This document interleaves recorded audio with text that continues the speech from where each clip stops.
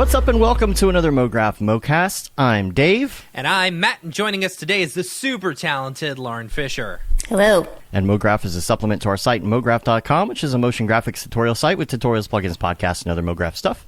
And on the show, we talk about everything ranging from motion graphics to Cinema 4D, After Effects, plugins, render engines, doing business, doing taxes, being a contractor, or working for the man. You can email us info@mograph.com. Let us know what you think about the show, questions, comments, concerns, queries, show topic ideas, artist suggestions, and grievances. We're on Facebook, Twitter, Instagram, YouTube, mograph.com, all the places. You can find us there. Send in your questions. We ask this every week. Noob, expert, different topics. What do you want to hear? It's important because we want to know what you want to hear about. And we do include the grievances. Yeah. Why do I bring this up? Just know if you send us grievances, we may read them on the air. Especially if you say, I don't give an F, read this on the air. Right. Which is why I'm bringing this up. Two reasons. Number one, of course, like I just said, the grievances thing, here they are. Now we can address them if there are grievances, correct? So what I would like to say is please don't comment or email us while admittedly drinking, because I think you might regret it and I think you might delete it later. So I'll start with that. And I'm only addressing this because he wanted us to read this. So we'll do that. It was a complaint. Censor some of the parts. I'm not reading it word for word verbatim. This is what I wanted to say is that we got a complaint that we are a circle jerk podcast and talk about too much technical stuff that nobody cares about, like render engines and NFTs, and nobody wants to hear about that. And we can't cater to every single person. And make it exactly what you want it to be. We try and cover a little everything for everybody. He also said we elevate only the popular artists, and the industry is ageist, and we don't cover that. And he said he's not getting enough work, and we're selling this quote fantasy freelance lifestyle. And a freelance life and freelance gig is about what you put into it. I told him we cover these topics, and if there is something like covering ageism or something like he was talking about, to send us the email, let us know, because that's how we cover these topics. He said we're on our high horses and that we don't know what it's like going from making good money to making nothing. And I got to tell you, as somebody who in the crash was trying to pawn things to get money, to get gas, to get to work, I could say I have been there. And then after telling us what circle jerking terrible people we were, he proceeded to tell me that he didn't like how he was treated in the Slack a couple years ago. And my thing about the Slack is we feel like, there have been some very small Slack issues from time to time, but but in general, everybody is so welcoming. We try to make it a welcoming place for everybody, for different types of work, for different races, for different religions, for different genders, different lifestyles. Whatever it is, we try and bring everybody together in this community. And if somebody has an issue, you should let us know right away. Absolutely. Because if stuff like that is happening, we want to know. Yeah, we definitely want to know. Because this is a great community, and we're trying to keep it that way. And so he doesn't like that certain people were a certain way, and it's like, okay, well, there's over 1,000 artists or more in there. There's plenty of people, I'm sure, that you could get along with.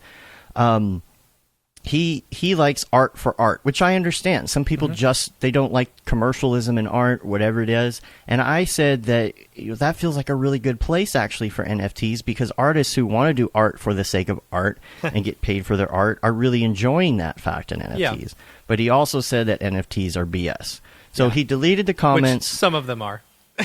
We'll get onto that during the drop, because I got some words.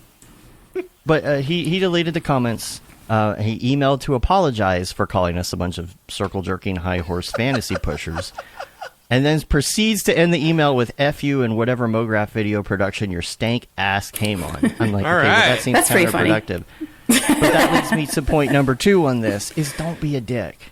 Like, you'll get so much further in life as a motion graphic designer. Just be nice, friendly, treating people the way you want to be treated. Absolutely. I can't stress that enough. Like, you get exactly back what you give. You want to call that karma, or whatever you want to call that. You know, my true, genuine suggestion in this case would be to give it a second try. We're all friends here, and I encourage you to give it a second try, a new approach to it, and just see what happens when you put into the universe what you want to get back. Absolutely. I feel like that's a good way. Give it another try. The community's here for you. If you're frustrated with it, I understand. Some people are, not doing well in freelance, and it's frustrating. I get that, but I think that people are here in the community to help you with your issues, and you may not like everybody, but I'm sure there's somebody out there who can talk to you and help you get through these things. Yeah. So 95% of the people that I've met in this industry are more than willing to help and lift up and, just amplify any other artist. We're not here to hate. At least a good majority of us aren't. Yeah. Community's still here. So hit us up, and, we're here. Other things just in the week wrap up. Of course, Lauren is here with us. We're going to get to all the fun things in a minute, and a couple just real small things. We did have an article that came out this week, and it's about a project from the mill. Make sure you check that out, mograph.com/news. We got another article that's coming up this week as well.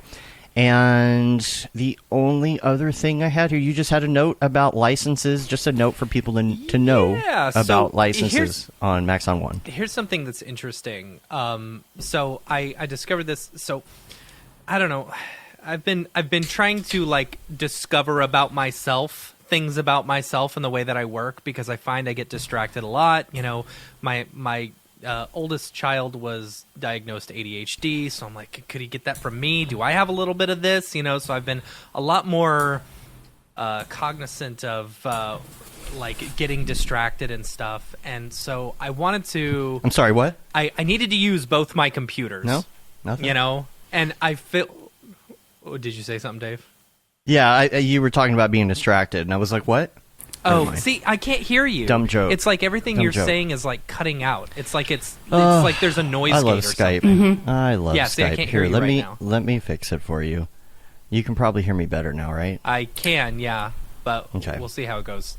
All right. Anyway, well, so, it always fixes it. So anyway, the stream could hear it just fine. But what I was saying was I was making a very quick and not funny joke. Right.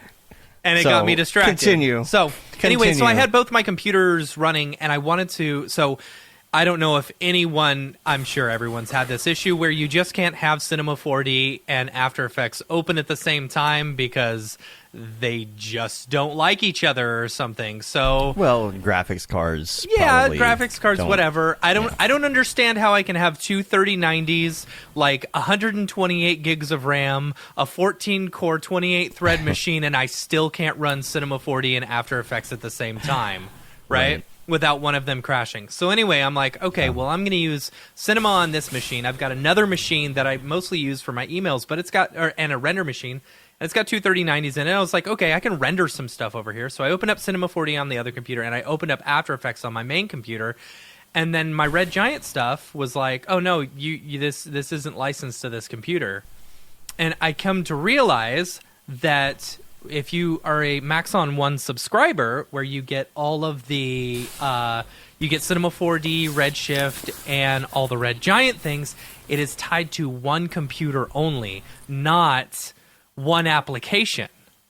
So, which is annoying, because if I want to use After Effects and C4D at the same time, I have to have them open on the same computer, and that just doesn't work. So, I'm going to... What sucks is, if I had known this in the beginning, I would have just paid the extra $125, to separate the two licenses, so that I could use them on two different machines. So anyway, that's an interesting thing, and I don't think a lot of people probably have come across that. Mm-hmm. Yeah, and maybe it's something they could address. Maybe it's just something nobody's really thought about before. That's understandable. I would love to see. Yes, you have one license, but it's licensed per application versus per computer.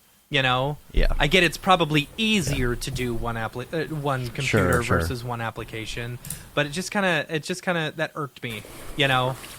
And so, Yeah. I mean, it was like $135 to separate the two. You don't get Redshift, but I don't really care. You know, Yeah. if I needed it, I'll just rent it. But I mean, Well, I don't know. plus I have a Maxon one with the Redshift license that you could use because, I mean, I just got Maxon ones, so I have an extra Redshift license. Right. And so it's like, yeah. I don't know. I was annoyed by it. When you have to do something like that in the middle of a job too, like that's it. Like throws you. You know, you feel like you're 5 years old, and you're just like you just want your stuff to work, and you like having to step back and then maybe email Maxon or email somebody and get that all figured out. It's like you're not prepared when you're in the middle of a job to deal with that kind of stuff. Yeah, and so now it means I've got to take the time in order to call up sales and be like, hey, I want to cancel this. I want to, switch over to this, and it's like when you're in the middle of a job, it's like, I don't have time for that. Yeah. So when you open up a new version of Cinema 4D to work on a project and you realize you don't have Forester. And your plugins. Oh, that's going to be a process. Yeah.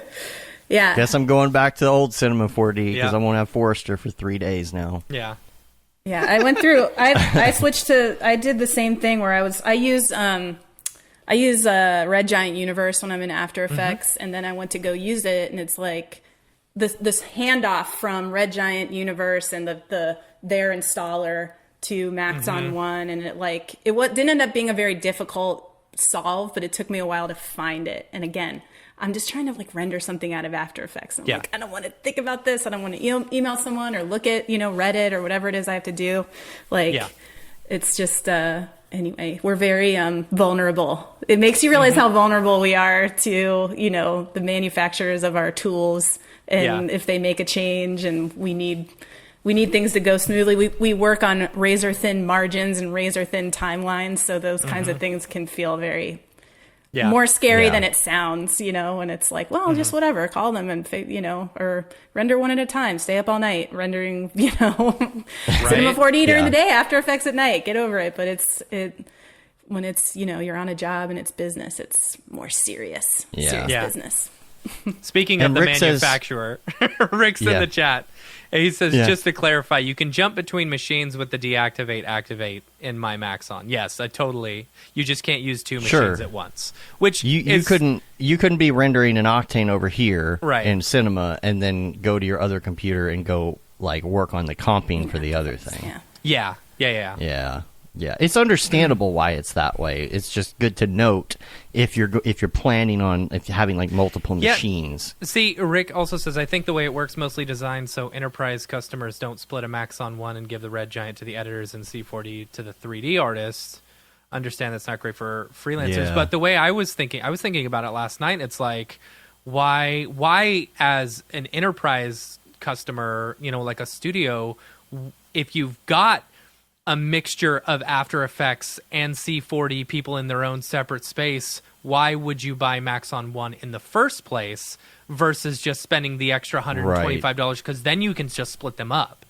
To me, because one artist is going to be a 3D person and one artist is going to be a comp person. Right. So why would you want to do all of them? Yeah. To me, I'm just sure seems... that it's a lot more difficult behind the scenes. Oh, I'm sure. Yeah. Than it seems to. Come on, Rick, just fix it. Just fix it. Yeah. Just make it better. You just hit a button, right? We're all the same. Takes 2 seconds. Please fix it. Yeah.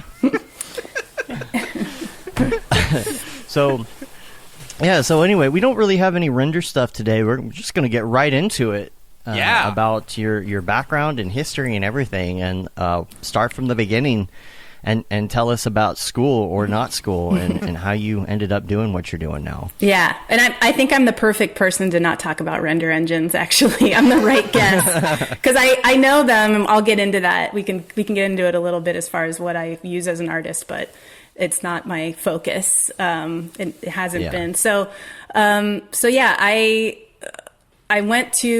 did go to school for what I do. I went to undergrad for photography. I went to Ohio University. I'm from Cincinnati originally. And I loved school. I loved learning art. I got really into film while I was an undergrad and graphic design, just art in general, but especially film and graphic design. So by the time I finished my photography degree, I was like, I want to keep learning. I want to study animation. I'd always loved animation, but it's not especially, I'm going to age myself. I graduated high school in 1999. So, this is before, Me too. This is in the before times, before YouTube, before so many things. Yeah. So, even the idea of motion graphics as a career was something I didn't even know about yet, really. So I decided I wanted to go to graduate school. I wanted to study animation. I had more to learn. And I also wanted to get out of Ohio. I felt like I needed to, it wasn't crucial that I leave Ohio, but I needed to learn more. And so I applied to a couple of schools, but really CalArts experimental animation program was something a friend of my father's had told me about. Experimental animation. Yes. That's cool. So That's cool. Everybody knows CalArts. Well, I think a lot of people know CalArts a character animation program. I mean, it's basically like a factory for, Disney animators and Pixar animators and just amazing people. But, and there's two programs. There's character animation and experimental animation. They used to be one program, and then they sort of split them up because there was more interest. But it really started out as this, very like treating animation as fine art, that was kind of that it's an art form. It's not just this sort of vocation or something that is necessarily, which I love cartoons, I love character animation, but that there's more to that world. It's a huge wide world of experimentation and moving image. So they split off the programs, and experimental animation has plenty of character animators. Steven Hillenburg is one of the notable alumni. He created SpongeBob SquarePants, and he had what's great about this program. I could go on a long time about it, but it was a graduate program, and they wanted people that didn't have animation backgrounds, but were really interested in learning this art form and could bring something else to it. Steven Hillenburg he had a marine biology degree. That's right. He was a brilliant, had a great scientific mind, and you can see where it applied to his creativity. He had, his student films were amazing. He did a student film called Wormholes, which I keep trying to find. Maybe CalArts has put it up, but it's super trippy and fantastic. But so I got into CalArts, which was a miracle to me because it was my dream school. It could have been on Mars. It wasn't about it being in LA. It was about this program to go and learn animation without this expectation of you. I'm not like a master draftsman. I can't really draw. But they saw, I have an eye for design. I love to create things. I love computers. I love, there are all these different things that I love to work with, and that worked well enough for them. And so I went to CalArts, and it was fantastic. It was just a great program, and it's not a highly technical, it wasn't at the time. I learned After Effects there. I learned Maya, which I hated Maya, like with a passion. It turned me off to 3D for years, actually. Even after I started my career, I was like, I'm not a 3D person. I'm not a 3D person. So after I graduated, though, I got into broadcast design. I got an internship while I was at CalArts, and started working at a company called New Wave Entertainment, doing broadcast design. So main title sequences and show packages and network packages, and just like thrown into the fire, broadcast design. Same with working in like trailers, like that kind of a world where you have lightning fast, like turnarounds on a lot of things. And it was like a boot camp for me. So that's really where I learned a ton of my software knowledge. So at CalArts, I learned to respect myself and as an artist and as a creative mind, and have 3 years to be there and yes, learn technical things, but to just make my art and figure out what that is, and be around some really brilliant people. But the technical stuff and that sort of learning, I freaking really learned on the job, on the fly, from my coworkers, and just experimenting, just trying things and learning through trial by error. A lot of errors. Did you get into Cinema 4D at that point? So at this point, Cinema 4D was like a very, like a light kind of 3D program. It wasn't what we know today of Cinema 4D, or at least in my perception. And I think, it was like, oh, you can make 3D type in it. And it felt like this kind of not something that was a heavy hitter kind of 3D software. And then, like I said, I learned Maya at CalArts, and I respected it, but I was like, the way I can't be creative in this program. You have to like know a math equation to get to something. And I need to be able to see it and experiment and play with things. Yeah. And, you know, it needs to be in my hands much more. So like I said, for years, the first 4 years of my Mograph career, I like wouldn't even think about 3D. I was like, that's not for me. I'm not a 3D guy. I'm not a, you know, like I learned After Effects really well. I mean, After Effects became my soul, my bread and butter, and I really loved Same it. here. So I'm glad I did that.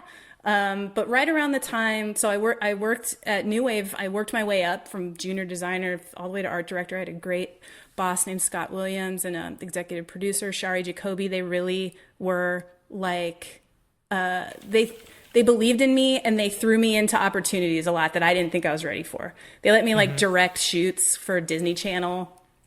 I was like to talk about, we did the main title for Wizards of Waverly Place. Nice. And Selena Gomez, nobody knew who she was. Like, and you know, I had a master's degree in experimental animation and I'm sitting here directing these green screen shoots, you know, with real, I mean, they're child actors and there were some, you know, the parent actors, but I'm directing them.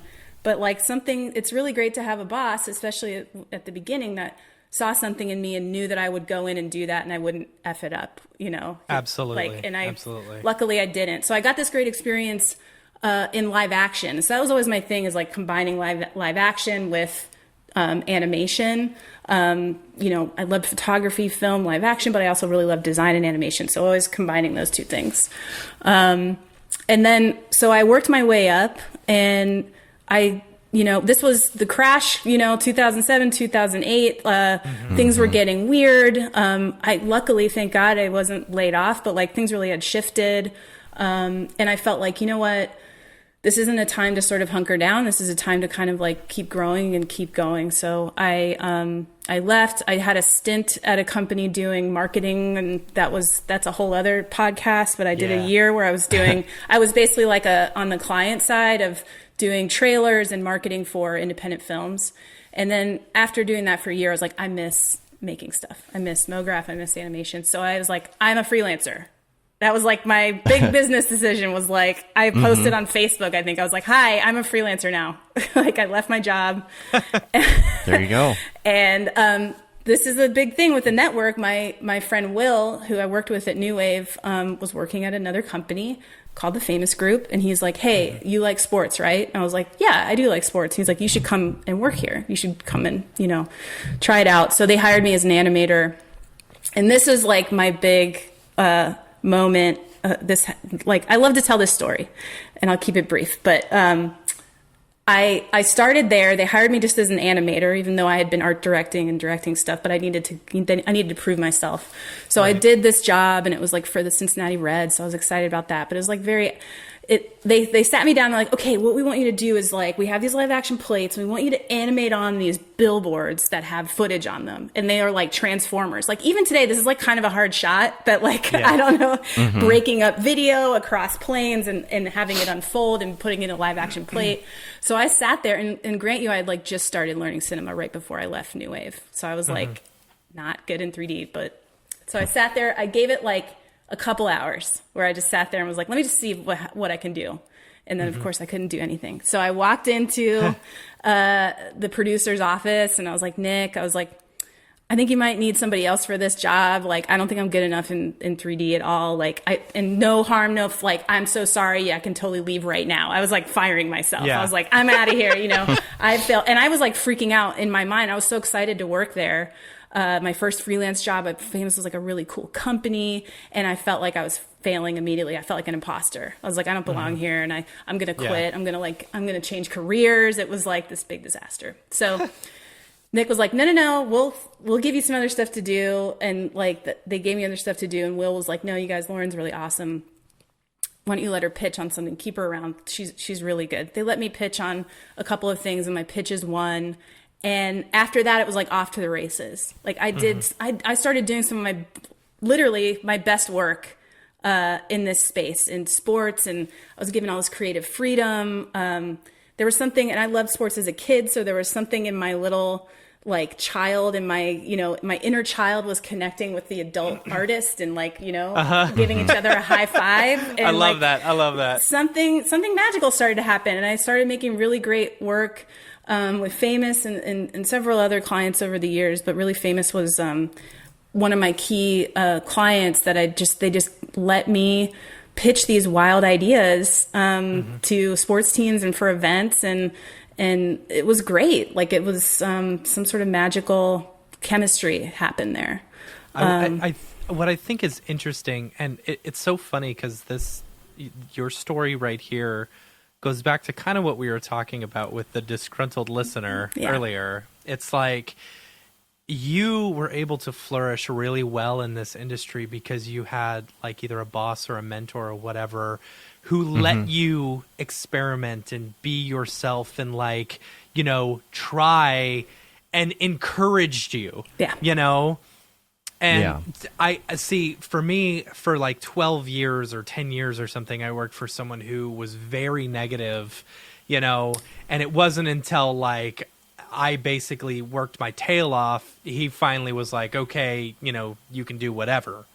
But it was like, I feel like I feel like everyone should be that person in order to encourage more people, to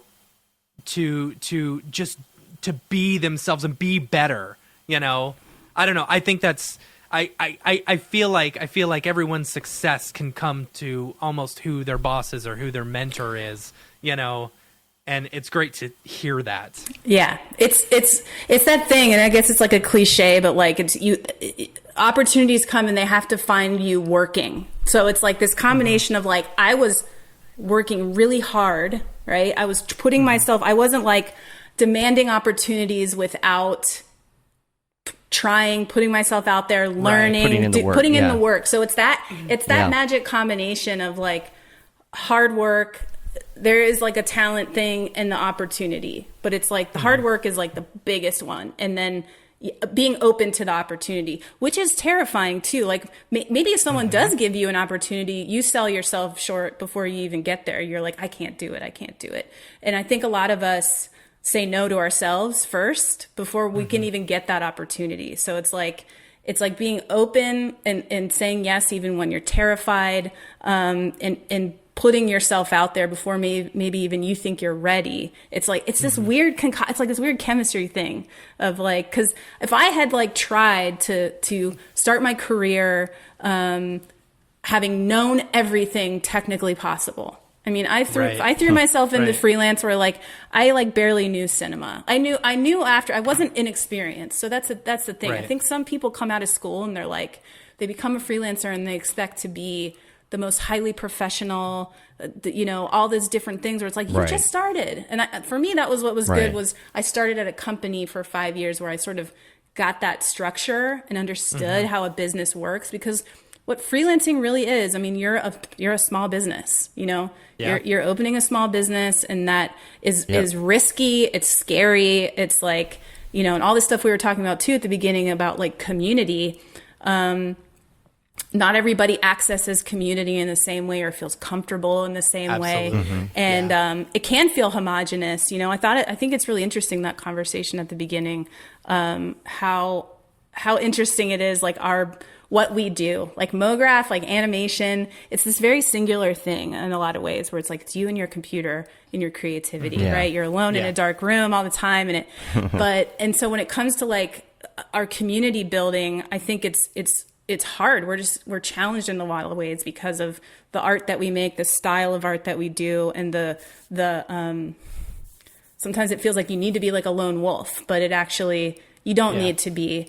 But I can say for myself, I'm not somebody that's like been to all the conferences and been huge in the community. I've just been somebody who's like been like worker bee. I'm just like work.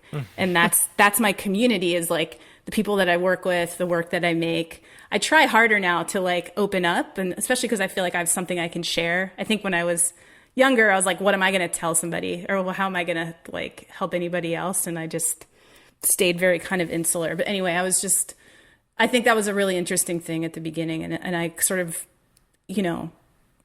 relate to that feeling of it's easy to feel like an outsider when we're all outsiders. We're all, like this is our business is very small in a lot of ways and very niche and you're very vulnerable. It's a creative industry. There's just so many things. Like we're not accountants, this isn't zeros. It is zeros and ones. We're using computers, but it's not black and white, and it's this very subjective thing. And I don't know. Yeah, all because that it's hard. I mean, absolutely. It's not rocket science. With it's an computer accountant, science. with an accountant, they put their stuff in Excel. They get the same answer every time, no matter which accountant does it. But if you were to say, give me this with a floor and blah blah blah and blah, blah, blah, and you explain all this abstract ideas, every single person is going to do it different. Yes. Right. I see it all the time when I am lucky enough to get to like direct projects where I have artists that I hire and that are, interpreting a vision that I have, but I'm trying to let them be themselves too within it. And it's really interesting to see how everybody approaches this, like you're saying, the same creative problem. And sometimes it's the right fit and sometimes it's not. And it's not because you're not awesome. It's because this particular thing needs this particular point of view. And it's just like, it's very tough. Yeah.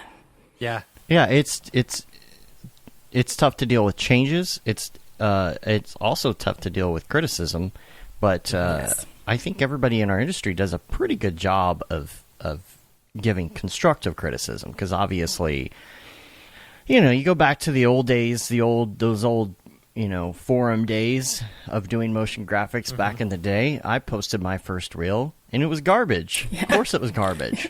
But some people actually gave me real feedback and some people just told me it was garbage. And it's the people that gave me the real feedback that actually helped. Yeah. So there's no real point in telling somebody what they're doing is garbage, even if it is garbage. Yeah. You have to give that constructive criticism and say, this is what I think. Because I've seen a lot of frustrated people that were in the same boat as I was at that time, where it's like, hey, look, I technically understand all these things. So here's my demo reel. And everybody's like, well, that's garbage. I'm like, why? I understand all the technical details. Well, you don't know anything about fonts or typography or colors or whatever. I'm like, oh, okay.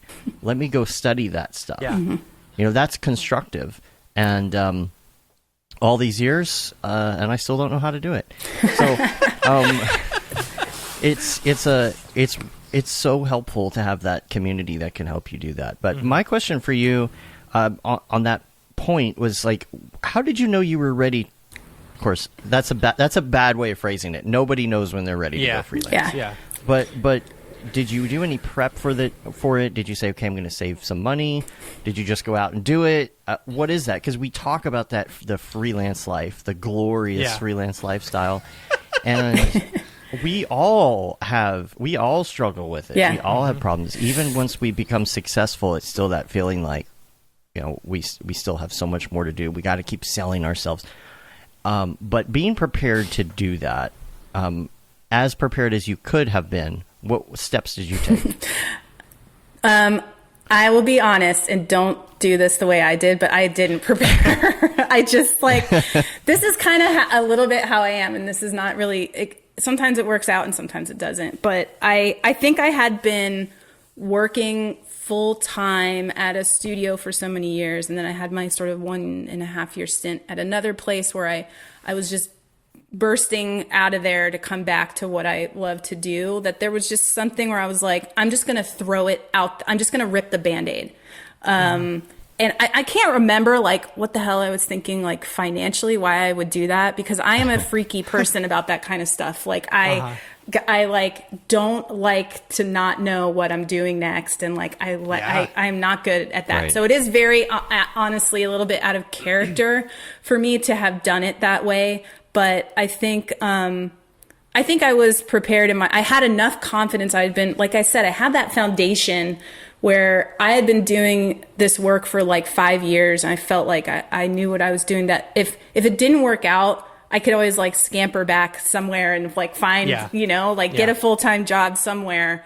Right. But to me, this is me I probably gave myself, a month to book a job. I think that's probably what I told myself. Just give yourself a month, to throw your name out there and see if somebody will bring you in. Because I have the luxury too of being in Los Angeles, where that was weird for me to have a full-time gig and to have worked my way up. Most of the people that I knew that I went to school with or that also did motion graphics, they were freelancers. It was like, they were like, whoa, you have a full-time gig and you worked your way up. It was very uncommon. So maybe there was some part of me too that felt some comfort in knowing that most people in the business that I knew in my circle were freelancers and were making it somehow. But I'm sure if Will hadn't reached out to me, or if, I would have freaked out very quickly. I wouldn't have, flown in the wind for, I didn't have money saved up for 3 months or 6 months or whatever to let that happen. That's just. But at that time in your life, were you at a point where you had a bunch of people dependent on you financially or any of that? Were you single? Because I feel like depending on where you are, where, that's like if you're married with a family and a bunch of kids or something, like that's a higher risk. Oh. Yeah. 100%. If I were like single or something and 23 years old, I think I would feel a lot better about hopping off into that freelance life. You know? Yeah, I was very lucky to not have dependents and to, I mean, I had bills, I had my gargantuan student loans. I'd pay private art school in Southern California. It doesn't pay for itself, but I was very lucky in that sense where I didn't have that situation where I had to keep feeding my family and a roof over everybody's head, a roof over my head, and those bills paid was my main objective. And I think I was 28 when I went freelance. So, and I'm like a late bloomer too. Like to me, that was the right time. That was the right time for me, But like I said, I meet people. I met some kids that like a week ago that went to Otis, and one of them, like, she's already freelancing, and she's like, really, her work's really good. Like, it's just you also have to keep in mind, like, where the three of us, the time in which the three of us grew up, the same thing you were talking about earlier. There was no tutorials online on YouTube to try and figure it out. You just had to jump in, and if you didn't have the time to jump in and spend the time to figure it out, it's like what the advantages that the younger kids, the younger generations, kids these days, the youth, the youth, hello, fellow youth, yes. But the advantage that they have is that they're able to just hop on YouTube and, watch some of the tutorials that we've even done, to try and figure it out. Yeah. And that's why, I think so many of them are able to jump in a lot sooner than we were when we were that age. Yeah. Because you want to figure out this Mograph thing? You got to sit there for 5 hours and just figure it out. There's no Googling. Like, if I wanted to figure out motion tracking or whatever, or even green screen, I didn't know how to do green screen out of college. Yeah. It's like, you had to rely on Andrew Kramer to teach you everything. My man. Right? Yeah. And if Andrew Kramer didn't teach it to you, you didn't know how to do it. Yes. Right. But that's the thing. I think it's also that it's a double-edged sword, because I think because of that, there's this expectation that you're supposed to be this very like high level, high concept, like that you can do all these things because you have those things accessible to you. But it takes time. It takes time to build up a skill set, and you can see it, like, like someone who's learning, is at the beginning and is doing things that are very it's student work, but you can see the potential in it. It's still, the same world in a lot of ways, but you can learn those technical skills more quickly. If you have, but then there's also the money barrier though. And Blender, I think, is a great thing for this. I don't use Blender, but if I was starting out, I would certainly give it a really hard look. But the hardware is very expensive still. So that's, I really preach, like, and because this is me, like, I want people to know, especially people starting out, or like the render engines and the like making things look so like that's really fun. It is really fun. I started using Octane a year and a half ago. But you don't need it. to make really awesome stuff. You don't need all the bells and whistles. And I don't want anybody to ever feel like they're held back by that. Like we'll talk about the show that I worked on, but like more, I don't know, like 85% of that show is like standard render, physical render. Yeah. Like, yeah, we have some tent pole shots where it's like, we wanted this really realistic lighting and things like that. But a great deal of it was like, I need really fast renders because I don't have time. I don't have a big fancy render farm. Like, and so it was, but it all looked great, you know, and it was because of the core of it was the eye, the creativity, the story, pushing the story, and not necessarily what the render was and the bloom and the reflections and, you know, all that. Or plugins. I just kind of like that with plugins too. It's like, totally. Well, why doesn't my stuff look good? I have all the plugins. You know? Right. And we've worked with people like that before too, where it's like they're so into plugins, they're so overly into plugins that it's like, you know, what's going to happen when you have to do something by hand, when you're going to have to keyframe something by hand or create something on a different computer and you don't have all your plugins installed. I think it's dangerous to get too reliant on those. It can be. It can be. And just stepping back and just, it's about the art, and whatever's fast, I think you can really lose the art in the technical. Yeah. For sure. Yeah. But the technical is very fun too, to just It is fun.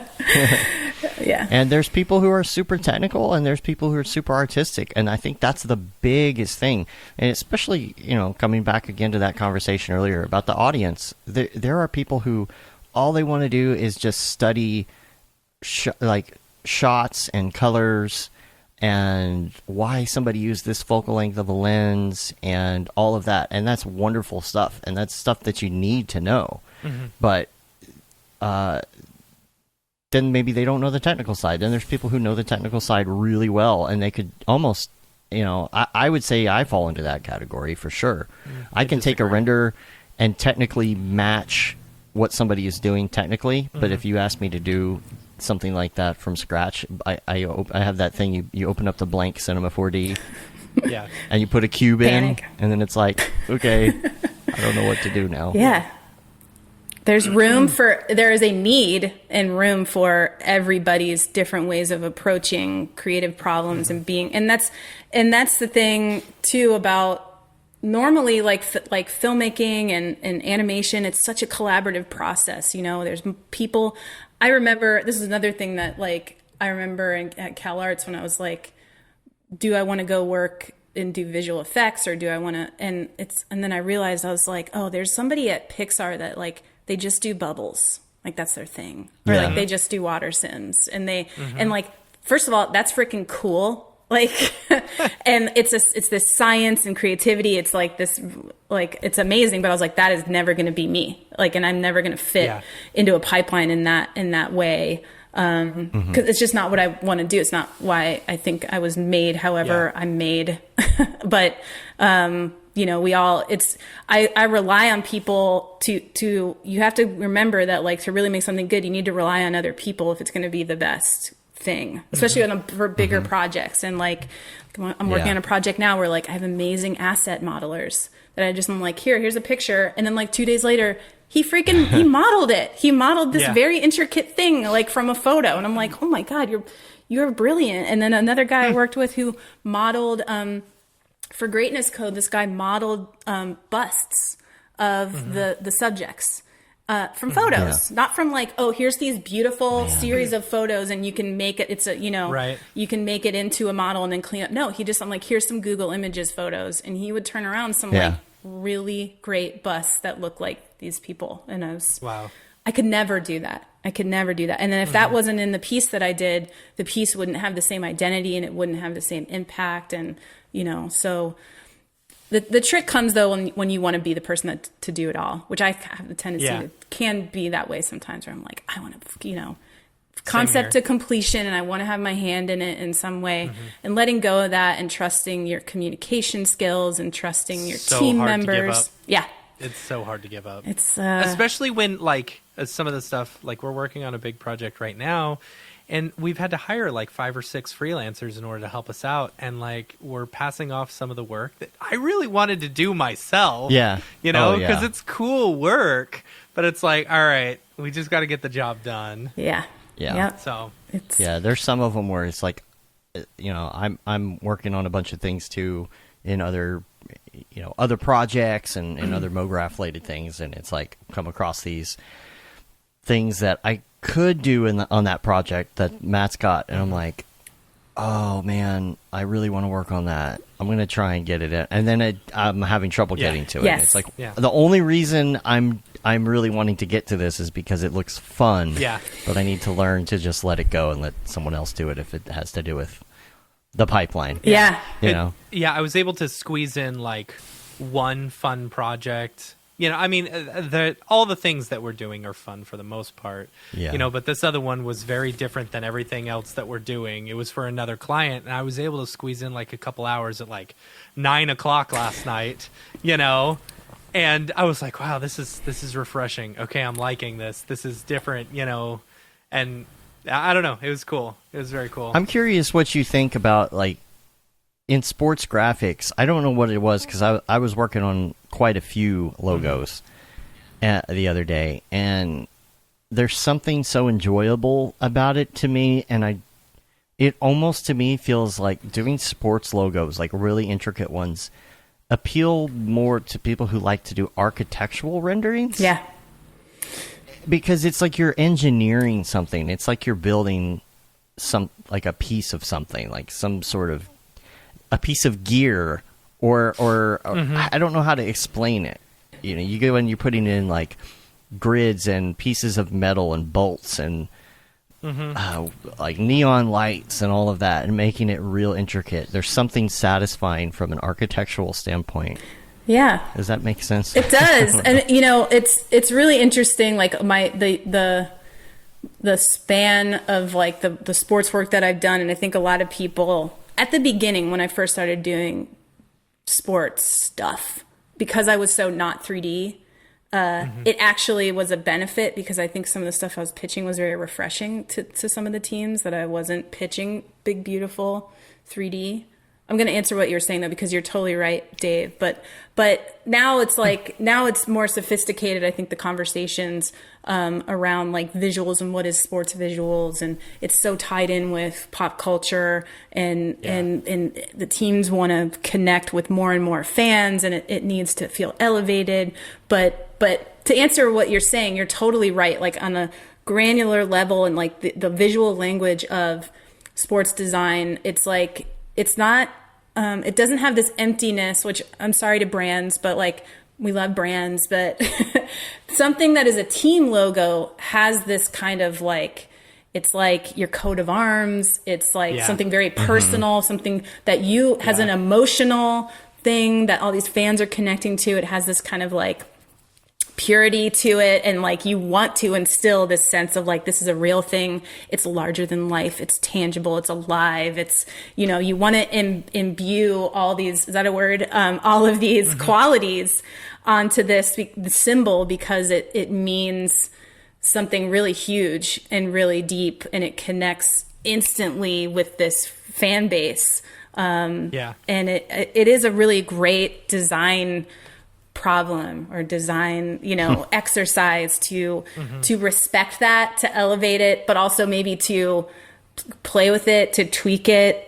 An interesting thing like that I've brushed up against is like teams like really don't like to bring their mascots to life much, or to like bring, like it has to, there's this reverence, it's almost like this holiness, like don't, and obviously you don't want to like make some cartoony weird thing, but like anytime you dance with that, or you get even close to like bringing something to life in that way, it's like, no, we never do that. It's like, it's this holy thing, and it must be, you know, it's like a statue. It can't, you know, come to life. That would be weird. It'd be like animating a religious figure or something. Like you just don't do it. Yeah.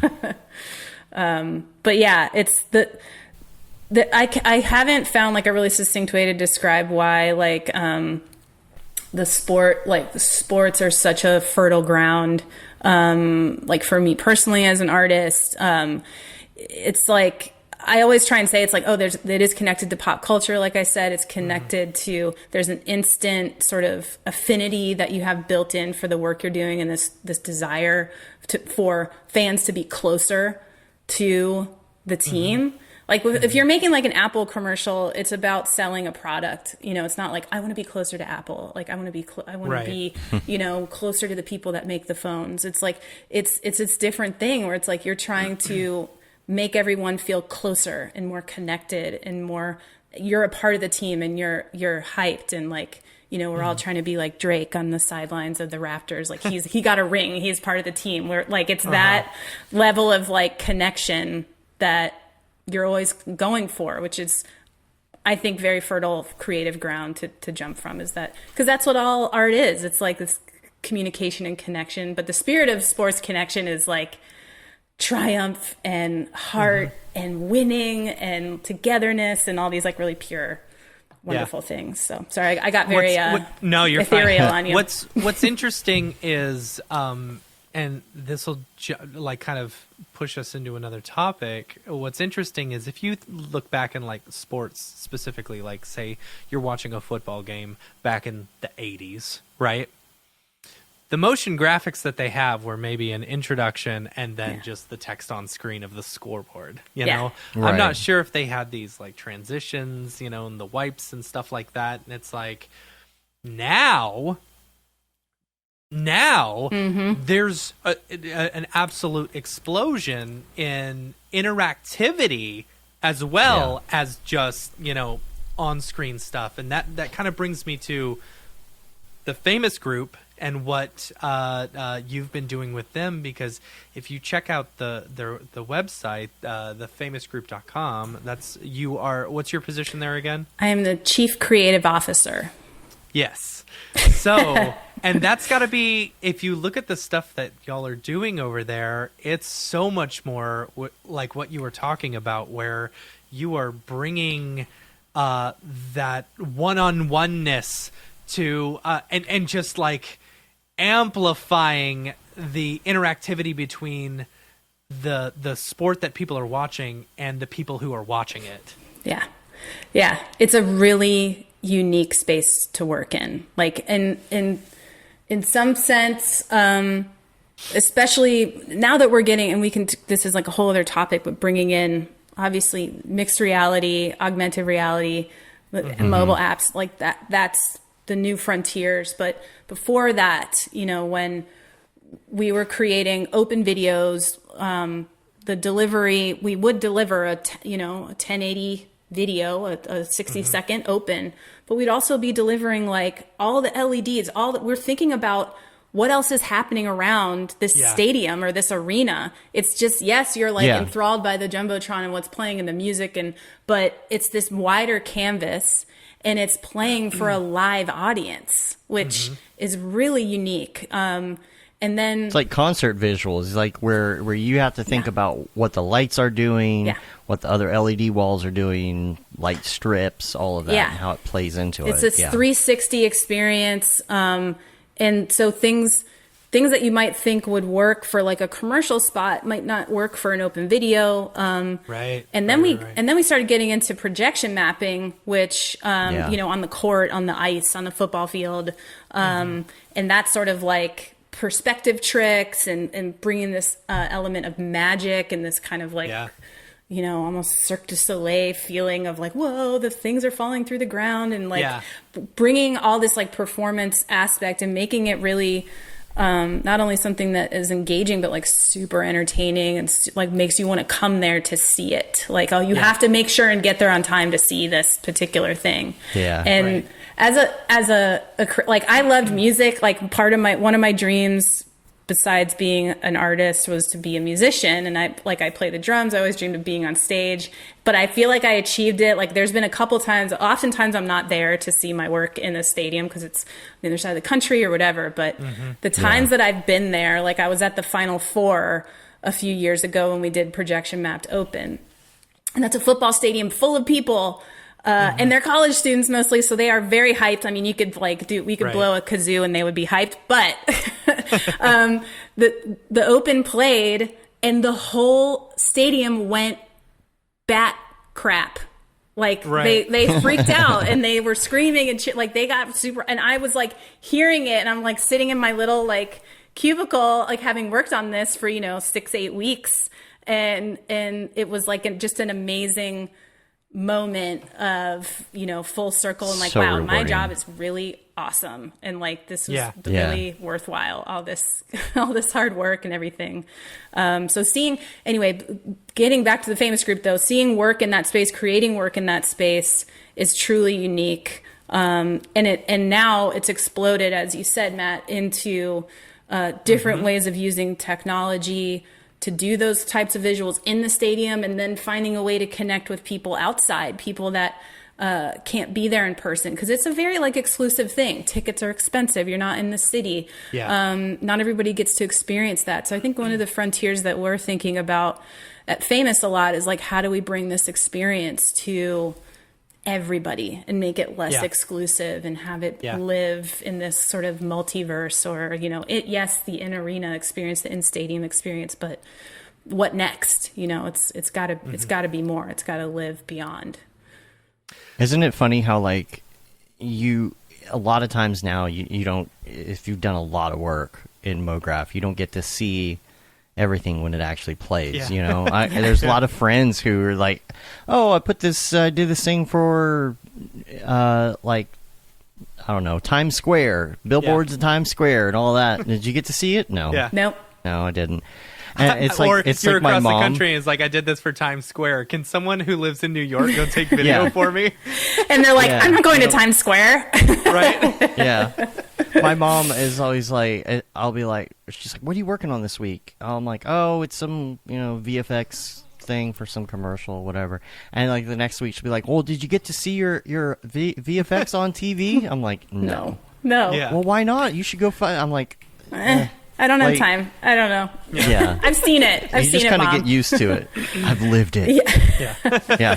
Yeah. I've probably seen in person that kind of work maybe 2 or 3 times, like 3 jobs maybe out of so many. The NBA All-Star Game was another job that I got to do as a freelancer, where we did visuals for the halftime performance, and I got to work on Sting was the halftime performer in Toronto at the All-Star Game a few years ago, and I got to work on the whole thing, and we got to watch him rehearse.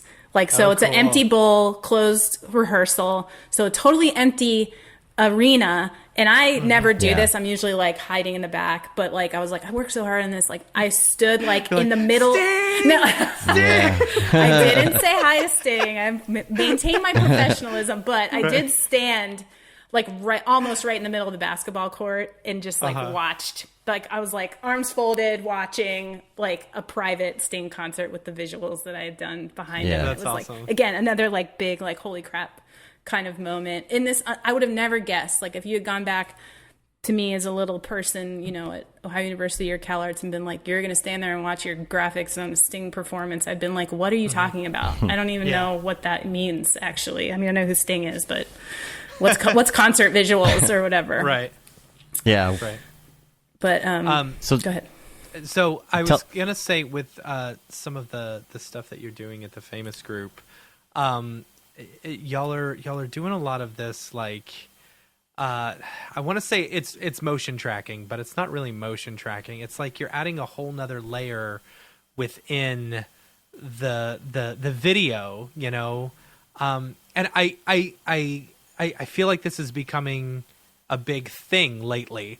Like my kid loves The Masked Singer, and he makes me watch it every week, and especially because of COVID, like there's been this whole let's add Unreal Engine, let's add these elements in it, track the camera, bring it into the space, and at times you're like, I don't know whether this is actually happening or whether this is fake. Yes. Yeah. So our big Famous Group's big foray into, and there's a lot of like umbrella terms, but we've settled upon as the umbrella term for augmented reality, virtual reality, extended reality. All the realities is mixed reality. Right. So nobody ping me if I, don't say the right type of reality, because it's a little gray sometimes. But we did this for the Baltimore Ravens. We did this project for them where we had a mixed reality Raven fly into the stadium.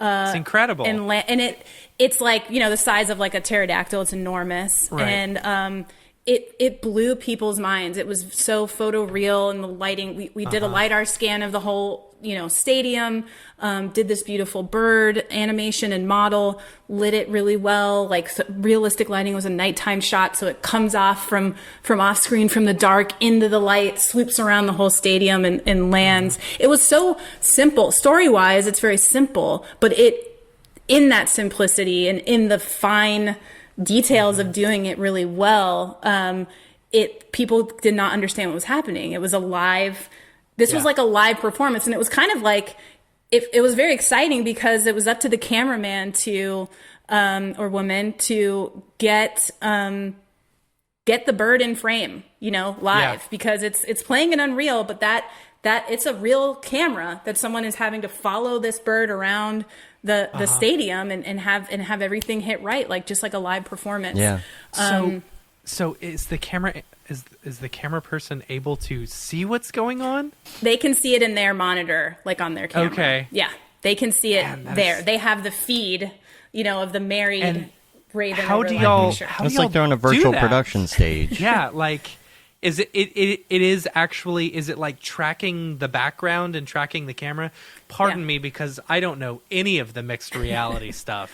To me, it's absolutely, it's so mind blowing that this stuff can even happen. Yes. It's such a wonderful new frontier, and I think the most exciting creative work is still yet to be done. I mean, there's some really incredible work that everybody's doing, but it's this idea of putting video game engines in the hands of visual effects artists, Mograph artists, and they can make beautiful real-time rendered images, because there used to be just so many limitations, right? It's like you have to make everything flat, and there's all this technical stuff, which you still have to do in Unreal to make it very lean and optimized. That is the tricky thing about making this transition. But I will say that Unreal Engine has made it this huge leap of like, this is in the hands, like I said, same with Cinema 4D, where it's like it puts it in the hands of creative people in a way that you don't need to have the creative people are in this room, the technical people are in this room, and they like never talk to each other, and it's like these separations are getting smaller and smaller in this world. But you were asking about like how it's done, but the most simple way to describe it is like you create everything in Unreal Engine, you create everything in 3D, you have an actual scan of the stadium to scale, and you create your animation, you create your lighting, and then you have a tracker head on your camera that is telling the virtual scene, the virtual camera, it's matching it, right? So you have a live feed like where it and is. A perfectly matched virtual camera, and they marry together.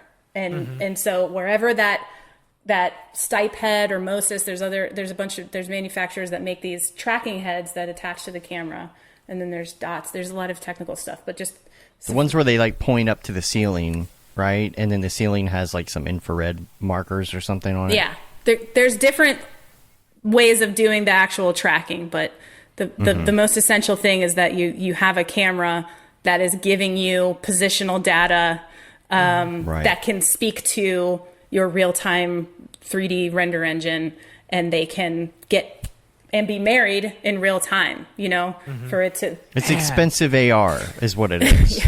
And on a huge... just on the scale of it too, when you have it on a really huge scale, and you need the lighting to match, and it is a big technical undertaking, but the possibilities of it, of the storytelling and having things, spilling out onto your stage and living live in your scene, the magic of that, being somebody there.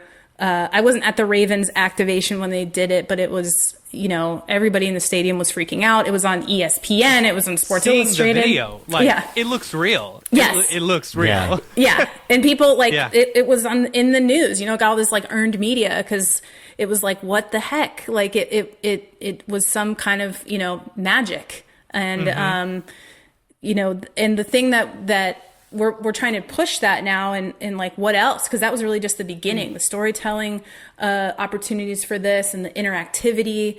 And the other thing too, it's like when you've created all of these assets, you now have this like beautiful game ready, like Raven or game ready thing. And like, what can you use that with? Can you use that in mobile AR now? Can you bring it home with you? Can you have some sort of thing where it's, or a web experience, you know, where you do a virtual experience online? You know, there's, because you have these assets now and you're world building, there's no reason for you to leave it in the stadium. You can take it with you and tell stories all throughout your universe, your fandom, wherever they may be. It's really fun, and it's once AR gets big and it's less about like having the gear locally to do that. It's like just if it's in the mainstream where like, okay, obviously everybody has AR glasses, then it's like you can, that's going to be really fun because then you can feed these live experiences to these people.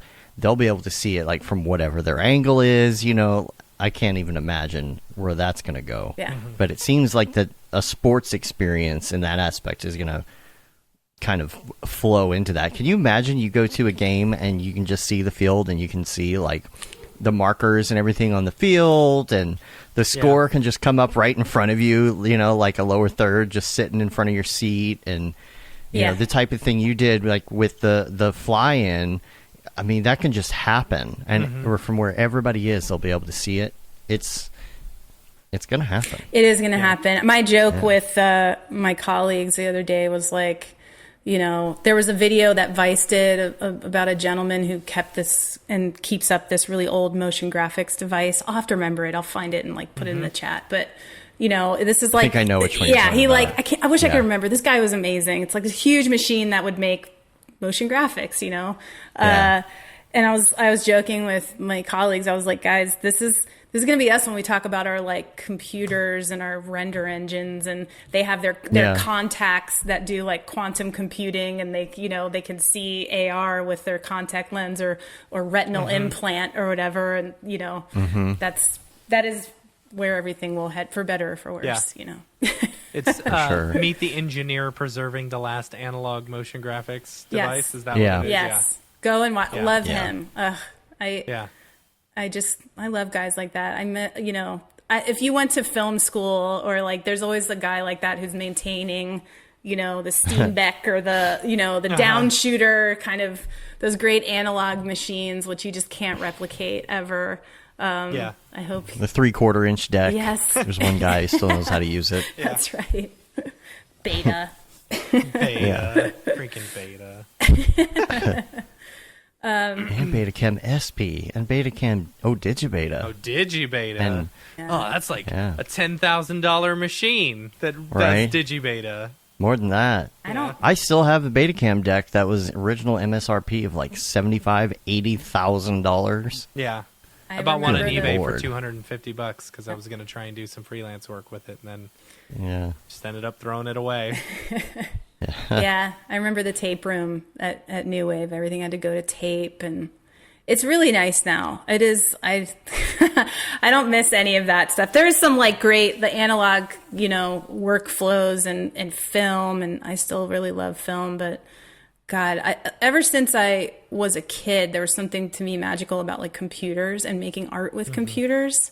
I was like never ashamed about that, really. It was like I needed even like a camera. A camera is like this device that helps you make images, and same with computers. Like that, you know, I just love those kinds of tools and things like that. And I don't know, I lean into learning new stuff. Like I was when I was messaging you guys, like learning Unreal like is daunting, and like learning new workflows and different ways of making imagery, or even new ways of like what storytelling is, you know, like everything, like questioning everything, like linear storytelling, right? Like I'm going to render you a video from start to finish. I choose the camera angles. I choose everything.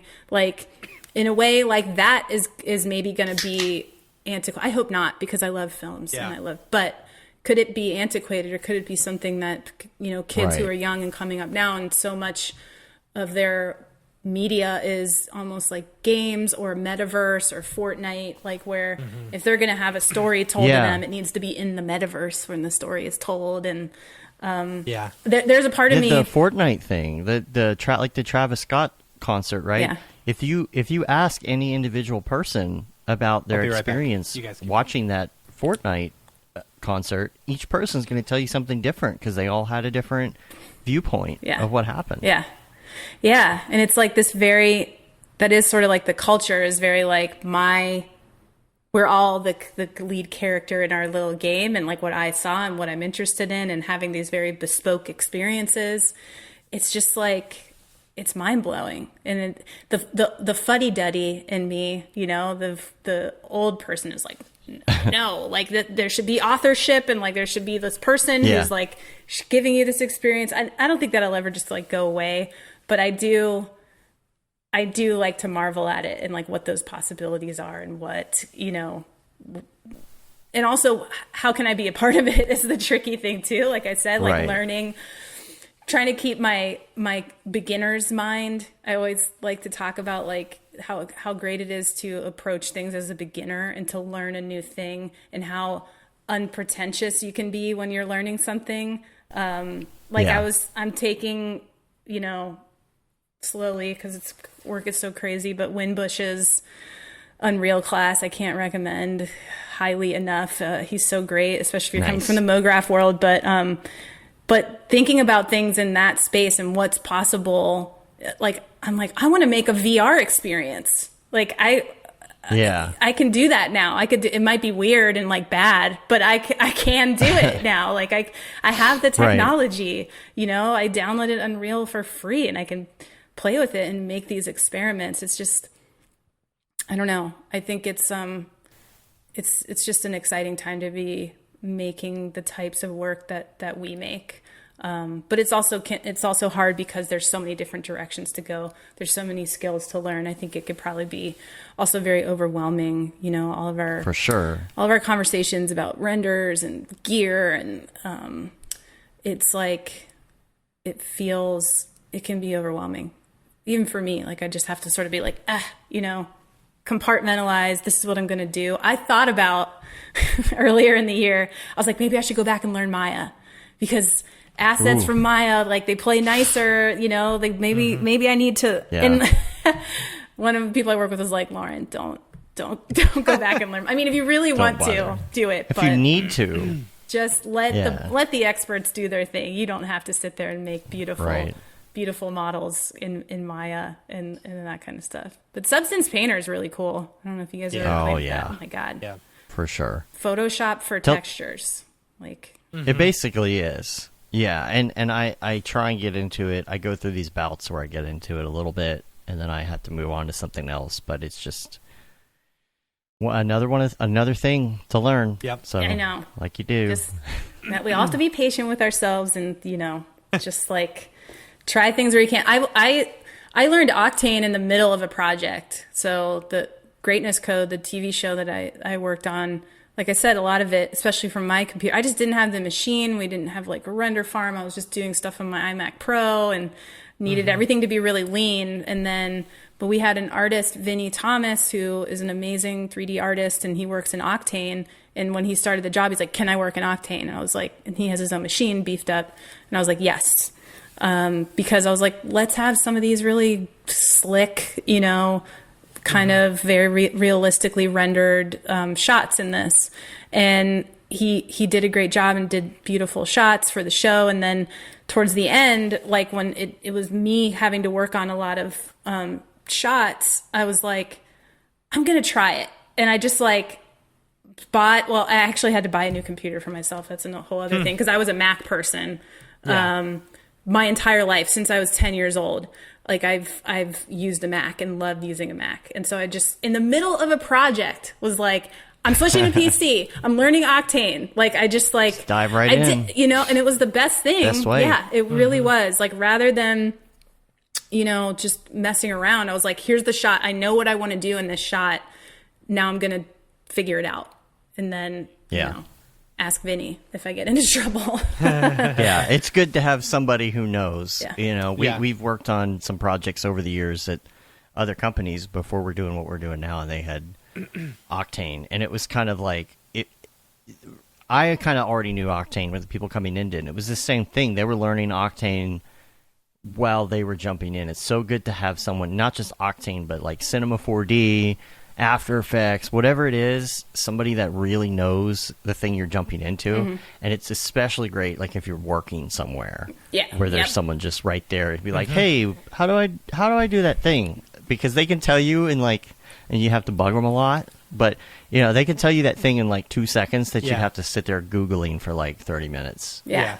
Oh yeah, that's easy. You just hit this button. Have you guys had like the internet go out while you're like deep in a project and then realize how many times you look up how to do stuff that you like you think you know how to do? I'm like, wait, how do I do that thing? I'm constantly looking like at YouTube videos and stuff to do my job, even though I consider myself to be a pretty, good. I never like calling myself an expert, but like I can work at a high level, but like I gotta Google stuff all the time. And so it's an art in itself. Yeah. Knowing how to Google to get what you gotta get done, Yeah. And that applies for just like every job at this point. Hopefully not if you're a surgeon or a doctor, but how do I do the surgery? Perform heart surgery. What render engine to perform heart surgery? AskJeeves.com. Rest in peace. Tell us about Greatness Code, and now I've got to go run to the restroom. I couldn't make it. I'm old. I'll be back. But y'all start talking about Greatness Code. I'll be back. I just stay dehydrated. That's how I get around all this. Hi, my name is Sashia Dumont. I'm a writer, actor, and filmmaker. Hi, my name is Paul Robinson. I'm a director, DP, and filmmaker. We are the creators and hosts of the Go Gorilla Filmcast, an online source for all things indie film. We are a husband and wife film team and co-owners of Send 3 Productions, and we started this podcast for filmmakers like ourselves who were producing on micro budgets with skeleton crews. Go Gorilla is a weekly podcast that features various talents in TV, film, and web series productions. We've interviewed filmmaker powerhouses like Kestrin Pantera, Richard Raymond, Alex Ferrari, Cassandra Ebner, and Ryan Connolly. Amazing actors like Hannah Ward, Lou Taylor Pucci, Chris Wataski, and Eileen Gruba. Groundbreaking cinematographers like Jody Lee Lipes, and Jessica Lee Gagné, and many more. We also offer weekly reviews of our favorite films and shows, which vary from low-budget first-time filmmakers to A-listers and everyone in between. Go Gorilla is proud to announce that we have officially joined the Mograph Podcast Network. So if you love filmmaking as much as we do, tune in every Sunday for a new episode of the Go Gorilla Filmcast. Your source for all things indie film. Now available on the Mograph Podcast Network. I got a super sore throat right now, so I'm like drinking way more than I probably need to. No, it's good for you. You should. Yeah. You got to hydrate, everybody. That's my biggest lesson, even though I just said I'd stay dehydrated. Greatness Code was like my dream project. So years ago, I love documentary. That's like I love documentary and I love animation. Seemingly disparate things. And I remember years ago, somebody asked me like, what would be your dream thing to do if you could like pitch something? I was like, I would love to do a sports doc that like mixes animation in. And like there's like a blank look on his face. He was just like, well, how would that work? Like, what do you mean? It's a documentary. And I was like, I don't know exactly, but I think I could. And then, so years after that, I was introduced to a really amazing director named Gautam Chopra. And he did Muse, the documentary about Kobe Bryant. He's done some really amazing docs and is a really talented guy. And so I was very excited to be introduced to him. He needed a title sequence for his TV show about Tom Brady. And at that time I was freelancing and I was like, I don't really do title sequences anymore, but I will do this because it's a cool project and I really want to know this director. And I did that title sequence and we hit it off and did a couple more things together. But then he came to me and said he had an idea for a show that would combine these sit-down interviews with animation. And the first one was with LeBron James, and he tells this really great story about the moment that he felt like he made it, like he had it. And the way he describes it, he uses all these metaphors. He talks about like how he felt nothing. He's like, there's this big lead up. He's like, all this pressure, and I lost, and people are going to say that I'm not clutch, and all these things. And he's like, and I got there, and I felt nothing. He's like, I felt absolutely nothing. It's like, holy shit, how do you illustrate that? And then like he's like, I felt like, and then when he finally made it, he's like, I felt like a master sommelier. You know, I could like, I could smell, I knew where that's from those vines in that region. That's what I felt like. And he just, all these really weird, cool metaphors and talking about what he went through. So Gotham was like, this begs for animation to illustrate this. It's not a B-roll thing. So he gave me this story and was like, what do you think? What would you do visually with this?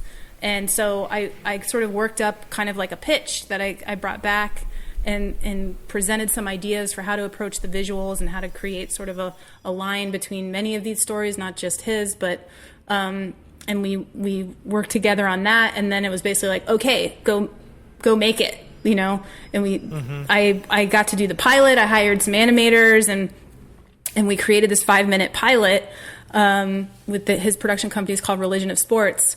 And they sold it. They sold it to Apple. And that's awesome. Every step along the way, you guys, I was like, okay, any minute now, they're going to be like, all right, Lauren, thanks for the memories. Like, we're going to take this and, you know, get a real person to work on this. You know, in my mind, I was just like, just happy to be here, just happy to be helping, you know, move it along. But then, so when it sold, they came back to me and they're like, yes, we want to hire you to do the rest of the episodes. We're going to do a full season with all these amazing athletes. And Tom Brady, Shaun White, Alex Morgan, Katie Ledecky. There were, how many episodes do we do? 8 episodes, and they're short. How long are they're each episodes? 5 to 7 minutes. They're short episodes, which, you know, we wish they could have been longer, but it was, and it was fantastic. So it was me and 2 other animators, and Emily Eckstein and Vinnie Thomas were in the trenches with me. And like I said, Orlando Silva did all those busts for each episode. But it was like a very lean, mean team. And the timeline was crazy. It was a lot of work. But we made this show, and it was like, it was a dream show. It was something I think that's really unique. I think there's a show on Netflix called Losers that was really good, that used animation and you know, throughout the doc to sort of illustrate these stories of athletes not winning, which is a really great premise. But for Greatness Code, it was about winning, but it was so much about their psyche. Like, what does it feel like to be Shaun White and to be like, get a perfect score, or to, you know, like, and they all had this sort of theme throughout them where they're describing this feeling of being in the zone, like that they used various words to describe it, but it's like this, it's very zen. You don't care. You let go. I don't care what happens. That was when Shaun White was great. He came prepared. I think he practiced for his interview because he had these great, he talked about like he was losing, he wasn't doing well, and he's going up the chairlift and he's like, it was like Mordor. It felt like, you know, so of course we have a POV and like the snow melts and it's like a volcano mountain as it's going up the, you know, so there's all these great like visual metaphors to illustrate. But everybody's had their own unique way of sort of describing it, and great metaphors, like I said, for us to bounce off of and make some kind of trippy visuals. And so my dream came true. That really was like my dream project, to combine sports, doc, and experimental animation and blend them together in this really, really unique way. And I still kind of can't believe it happened. How long did you have with each episode to animate each episode? We had, give or take, like 3 weeks, I think. Wow. Yeah. Wow. It was like, I would have never been able to do this project at the beginning of my career or the middle of my career, I would have never been able to do the project if I hadn't found the right people, the right really talented animators to work with. There was like some magic chemistry there where everybody got it and everybody worked really harmoniously together. The edits that we had were really great. Our editor Brady made just these great stories, and he would take these interviews and there would be like black holes, and we would talk, and sometimes I'd be like, can you just go to black there? I'm going to put something awesome there. Or I'd be like, oh, can you stay on him longer? I don't know what to do there. Or, we'd have this back and forth. But yeah, when people watch the show and I tell them, like this is why I like to hammer this home about like, it's not always about having the hugest team, tons of render farms, and tons of, it's not always about that. Yes, that is really nice. And if we had that, maybe some of our shots would have more realistic lighting or something like that. But it really is about like, what's the story that you're telling? And is that the most important thing? And getting to that more quickly and, and having shorter episodes, that really helps too. We weren't making 30-minute episodes. It was pretty cool that they actually let you use some of this footage too. A lot of companies will be like, "Oh, this is strictly NDA. You can't ever show that you did it." Oh yeah.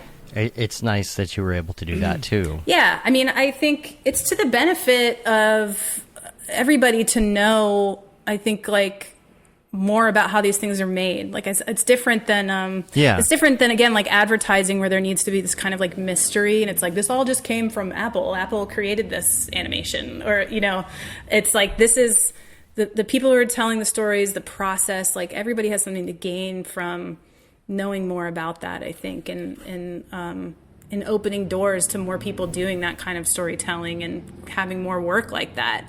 Like it's such a unique, I think for the producers of the show, this is like a really unique way of storytelling. It's something they want to let people know about, like it's they took a risk, doing this. Yeah. And it's amazing. It was amazing the feedback that we got too from the athletes. Like they loved it. Cool. You would think, because these people are all worth many, many millions of dollars, have big brands. And it very well could have been that they came back and said, no, I don't like that. I would never use that color or something. Like, I think there was like this, a lot of that I think had to do with, Gotham has these great relationships and cultivates them in the conversations that he has and getting people to open up and share those stories. So there's a lot of trust there. So there's a lot of, that's the ground from which to build. But, I'm again, just so flabbergasted and excited that happened, and I just want to see like more work like that. That's really my goal, and it does not being done by me, but being done by others, blending genres, and going into spaces and making work where maybe you wouldn't think that would be made. Oh, I got a what up from Winbush. What up? There he is. Tell me about this photo right here. Are these real rings here? Those are from Amazon.com, and they were like $20. You can buy replicas of Tom's rings, which he has more now. I had this idea. So in Tom Brady's episode, he talks about, you would think one of his, because everybody kind of focuses their story around like one particular game or one moment. What's the moment you knew? Right. And you would assume that Tom, having won many, many Super Bowls, would pick a Super Bowl, but he didn't.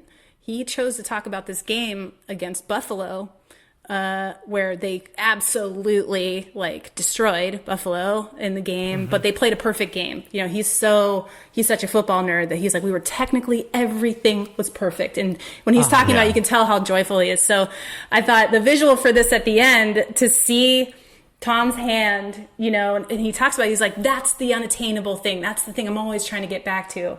So the shot in the show is like, you see this hand with all of these rings on it, reaching up, right? It's reaching towards the sky and opens up. And then you see this ring that we made that is like a fake Buffalo versus New England ring that has the score, and it's like rendered beautifully and rotating, like his hand with all of these rings on it is reaching for this, Buffalo game ring that doesn't exist. So we bought those rings, and I bought them. At first I was like, oh, we can like scan them or have them be our base models. But I think Vinny did that shot. I think he ended up just sort of photographing them and using them as like normal maps or something. He did some sort of so funny that trickery. you could buy replicas. Yes. Yeah. I love that though. Like that story that you're telling me. That's so cool. It's like I don't know. I dig it. I dig it. Like yeah, you would think that it would be just a Super Bowl or something like Right. But like the perfect game. Yes. Like it's like a pitcher, a pitcher wanting to throw a perfect game. It doesn't matter what game it is, just wanting to throw that perfect game. Speaking It's of so cool. speaking of a no-no, and this my inspiration, the one I always talk about is there's an animation called the LSD no-no. Have you guys seen it? James, oh God, I'm going to mess up his name. Hold on. I'm going to Google it because I really want everybody to watch this. So Let's see if I can find Doc it too Ellis and the LSD no-no. here. Yeah. Okay, in this, it's animated illustrations. It's just, but Doc Ellis, there's a James recording of him. Blagan? Yes, Blagden. Yes. Blagan. So Doc Ellis pitched a no-hitter on LSD. And Awesome. he tells the story. The way he tells the story is so genius. And then the way they brought it to life with these illustrations and this very, rudimentary but beautiful 2D animation. That was like my North Star, as far as like telling a story, because you see in this piece that like Doc Ellis, you see him, there's illustrations of him, but they're very like stylized, and there's a lot of just like trippy stuff happening, of course, because he's on LSD.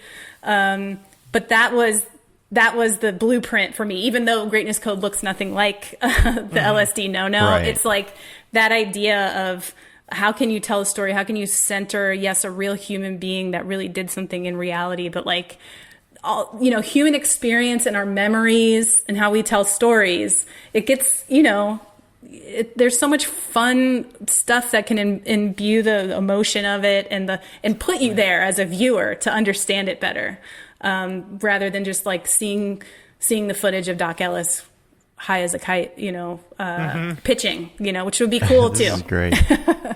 But yeah, that is one of my most favorite pieces ever, actually. So now that you've done the dream job, what's the next dream job? That's what I was right? going to ask too. Well, there may be more of work in that vein coming. Cool. But there was like kind of a fork in the road for me where I finished Greatness Code and then had this opportunity to come and work at Famous Group. And I'd been a freelancer for like 7 or 8 years, and I just finished this project, which took the life out of me. It was like I put my heart and soul into it and really enjoyed it, but was like, okay, what's next? I feel like I need to go to the next thing. And I had this opportunity to come on to Famous in this leadership role, but also one thing that they said, they were like, we want you to continue to do the creative work that you're doing. We're not saying you need to step away or stop doing this direction. So I felt like, I can have it all because I want to keep doing this work. But there was a part of me after all these years of being a freelancer, I missed that connection and that feeling of building something. I never really felt comfortable as a freelancer feeling like I was starting over every time I finished a job.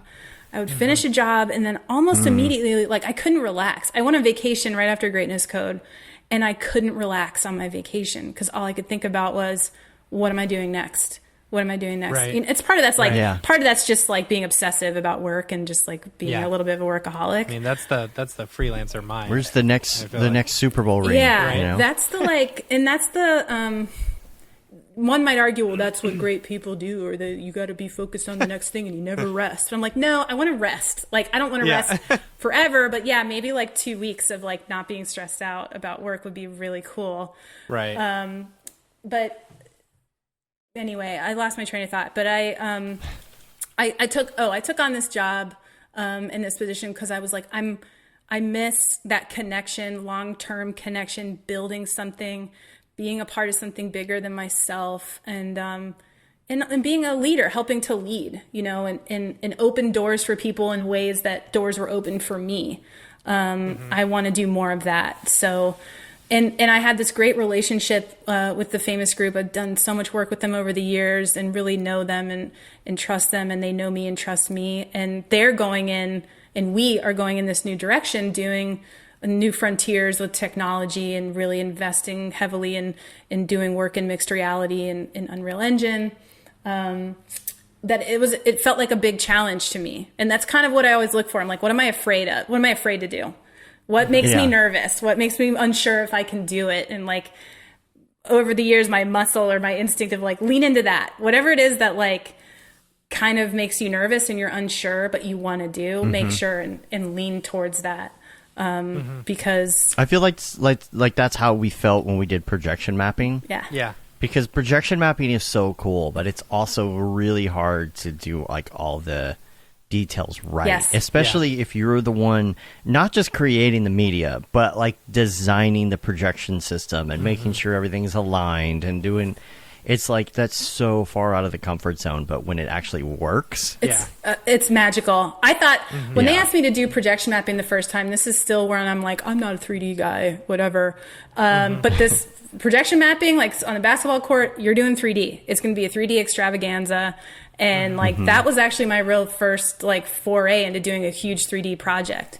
And there is this like moment where you're like, I think this is going to work. Like I think this forced perspective thing works. It seems to work when I render it out in After Effects and I simulate the camera angle and I'm looking down. But like until it's actually on the court and you're standing in the arena watching it work, you're kind of terrified that it's not going to work. We did a virtual set thing a couple months ago, and it was the same thing. It was like, you know, the floor, especially the floor of the stage, had to be rendered out from this extreme perspective in order for it to work straight on. And it was all a guessing game. We didn't even have measurements, and it was so satisfying to get a photo back from the client and they say, it's perfect, it lines up perfect. It was really funny because then they gave us measurements afterwards and I'm like, I'm not going to bother. It was perfect when they sent it. Yeah, I had this whole thing in the first projection mapping thing we did where I was like, oh, let's shoot the players from a high angle so it looks like they're standing underneath the court and looking up from below, you know? And I did all these like calculations. I'm like, oh, we got to shoot them this height and measuring their height, blah, blah, blah. And then we did a test and like it was like kind of a shallow angle. And I put it in my computer and looked at it. I was like, that doesn't look right. I was like, can you just jack the ladder up? Just go like really high and like really point down. And we like didn't measure anything, pointed down, put that in. Okay, it looks perfect. It was like my measuring and stuff was like a total waste. But, you know, you only learn those things by actually doing them. You gotta just go. The only way is through. The only way out is through. That's for sure. That's my motto. I wanted to get to some of the Mograph recommend stuff, but I have a couple links first. There's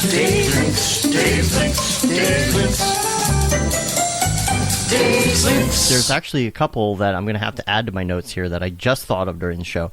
But number one, I did want to talk about Jules's latest tweet because he's talking about now about render and NFTs, like render being able to mint, and I wanted you to check that out because it's interesting because even stuff that you haven't minted on the blockchain can technically be minted or attached to a smart contract. So See, he's put out a series of tweets. Yeah, what's interesting is the render network is, you know, I mean, it's all based around the same type of blockchain technology.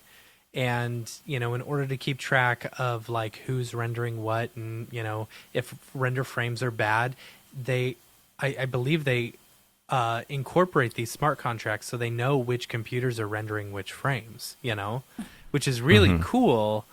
And because of that, like technically all these frames that you're rendering when you're rendering on render technically are NFTs already, you know? And what's right? I think another tweet that Jules mentioned was, you know, talking about the environmental impact of NFTs and stuff, and he said render, that's basically a thing of the past with render, which is amazing. He said render instantly at no extra cost and environmental impact. Yeah. will mint a tradable ERC 721 NFT of anything on Render. Assets, jobs, scenes, media, metadata, streams, software, etc. all exchangeable. Yeah.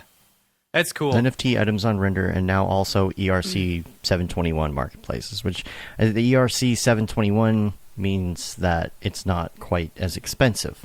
Right. And there's not as much environmental so you're talking impact. about like little to no environmental impact, little to no minting fees. It's like that's the future right there. Yeah. That is That's the future. That's the only way. I think it's Yeah. gonna. Yeah. That it, I agree. I Yeah. think that's the only way, like, because as far as the environmental impact of it goes, you know, I'm not 100% sure what all is going on. You know, some people have said yes, it's really bad. Some people have said it's not so bad. Some are like, it's kind of bad. You know, And a lot of people are trying to more on the it's find kind of bad. information. You know, and I get that.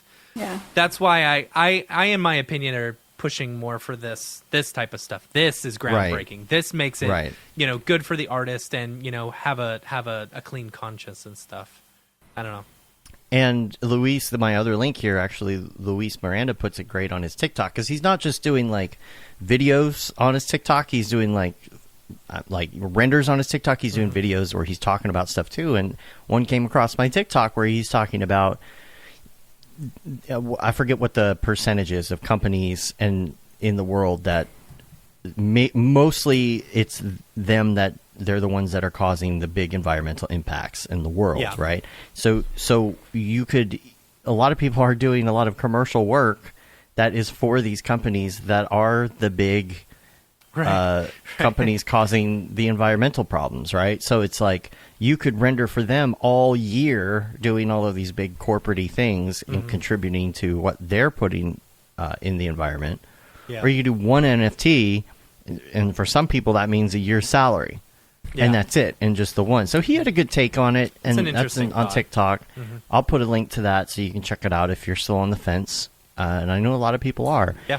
So we're kind of working through this together, trying to figure out, what is the actual environmental impact? Because I really Right. feel like there's a lot of less like conflicting information right now. It's just like, when can we figure out exactly what this is? But then also, how can we make it better? Yeah. It's The money part is what makes it so tough. This Yeah. dangling of you can make so much money is so difficult to resist if you're on the fence about something, but you feel like, this is how I feel. So I'm in a position where I'm like, I'm on the fence, right? So, but I'm watching people barreling past me Yeah. towards the light, you know, and I'm like, I'm kind of like waiting. And I think the money part of it and this feeling of like anxiety of, if I don't get in now, it'll be too saturated and I'm going to be missing my Right. opportunity. And that's the part that I think that blasts through all these questions for people of like, the environment and the ethics or Yeah, whatever, yeah, all the different absolutely. things. And I get that. I mean, you can't argue it. It's hard to argue. That is hard out here right now. The economy and the world we live in, it can be scary. And like, I would never, I've talked to people and I've read a lot of articles and like just within my inner circle about like what the impacts are, the environmental impacts, and trying to gather that information. But like, I had a friend that was like, I understand, but if I can make money on this, I need to do that. I'm like in this position where, and I'm like, I would never get in your way or judge you for that. Like, man, life is hard and scary and like, so, but it is like it's fascinating on an intellectual level and on a technical level. I minted something, but I haven't promoted it because I'm like, let me just go through this process and see what it's like. Then I think that's great. I think that's absolutely. I think everyone should go through that process, because then they not only realize that, you know, it's an awful process to go through, you know? Yeah. And it costs money to have to do all this stuff. And you're like, wait, so I'm going to spend $150 to maybe try and make a couple $100? Yes. And that's you know? where, when people talk about it being like a little pyramid schemey or a little bit like your spider sense, my spider sense went up. I'm like, oh, I just paid a bunch of money. So I just paid somebody some money. And now I have to go and promote it on my social channels. And like, it's not like Foundation is going to promote it because I'm not some big name, right? I'm me, and like that's fine, and that's fine for me to promote it too. I don't even like have a problem with that, but it is like it and then all the stuff with like getting a Coinbase, getting a MetaMask, getting my bank account, and like what does it mean? All those like technical questions. Could this go poof tomorrow? The people that lost their God, it's all just like. Again, intellectually really fascinating, but also here's something that I was we should put a pin in this until the drop. Okay, that's fine. Because I want to make sure it's in that show because that's released separately. Sure. So just hold on to that. I hate to do Dave, this, you're gonna have to insert that from this editing. And then put on your editing hat. No editing. We'll come back. I just wanted to do these two other links real quick, and these are the ones that I didn't have. Number one, I saw that Ren was playing with this app. Called Camtrack AR. So I tried it, and what it does is it records video on your phone, but it keeps all the camera data from the phone. It's really cool. So I tried it. I plugged it into After Effects. I had some planes floating around this room in no time. So that's Camtrack AR. There's another one, and I am going to put it in the notes. I don't know the name of it.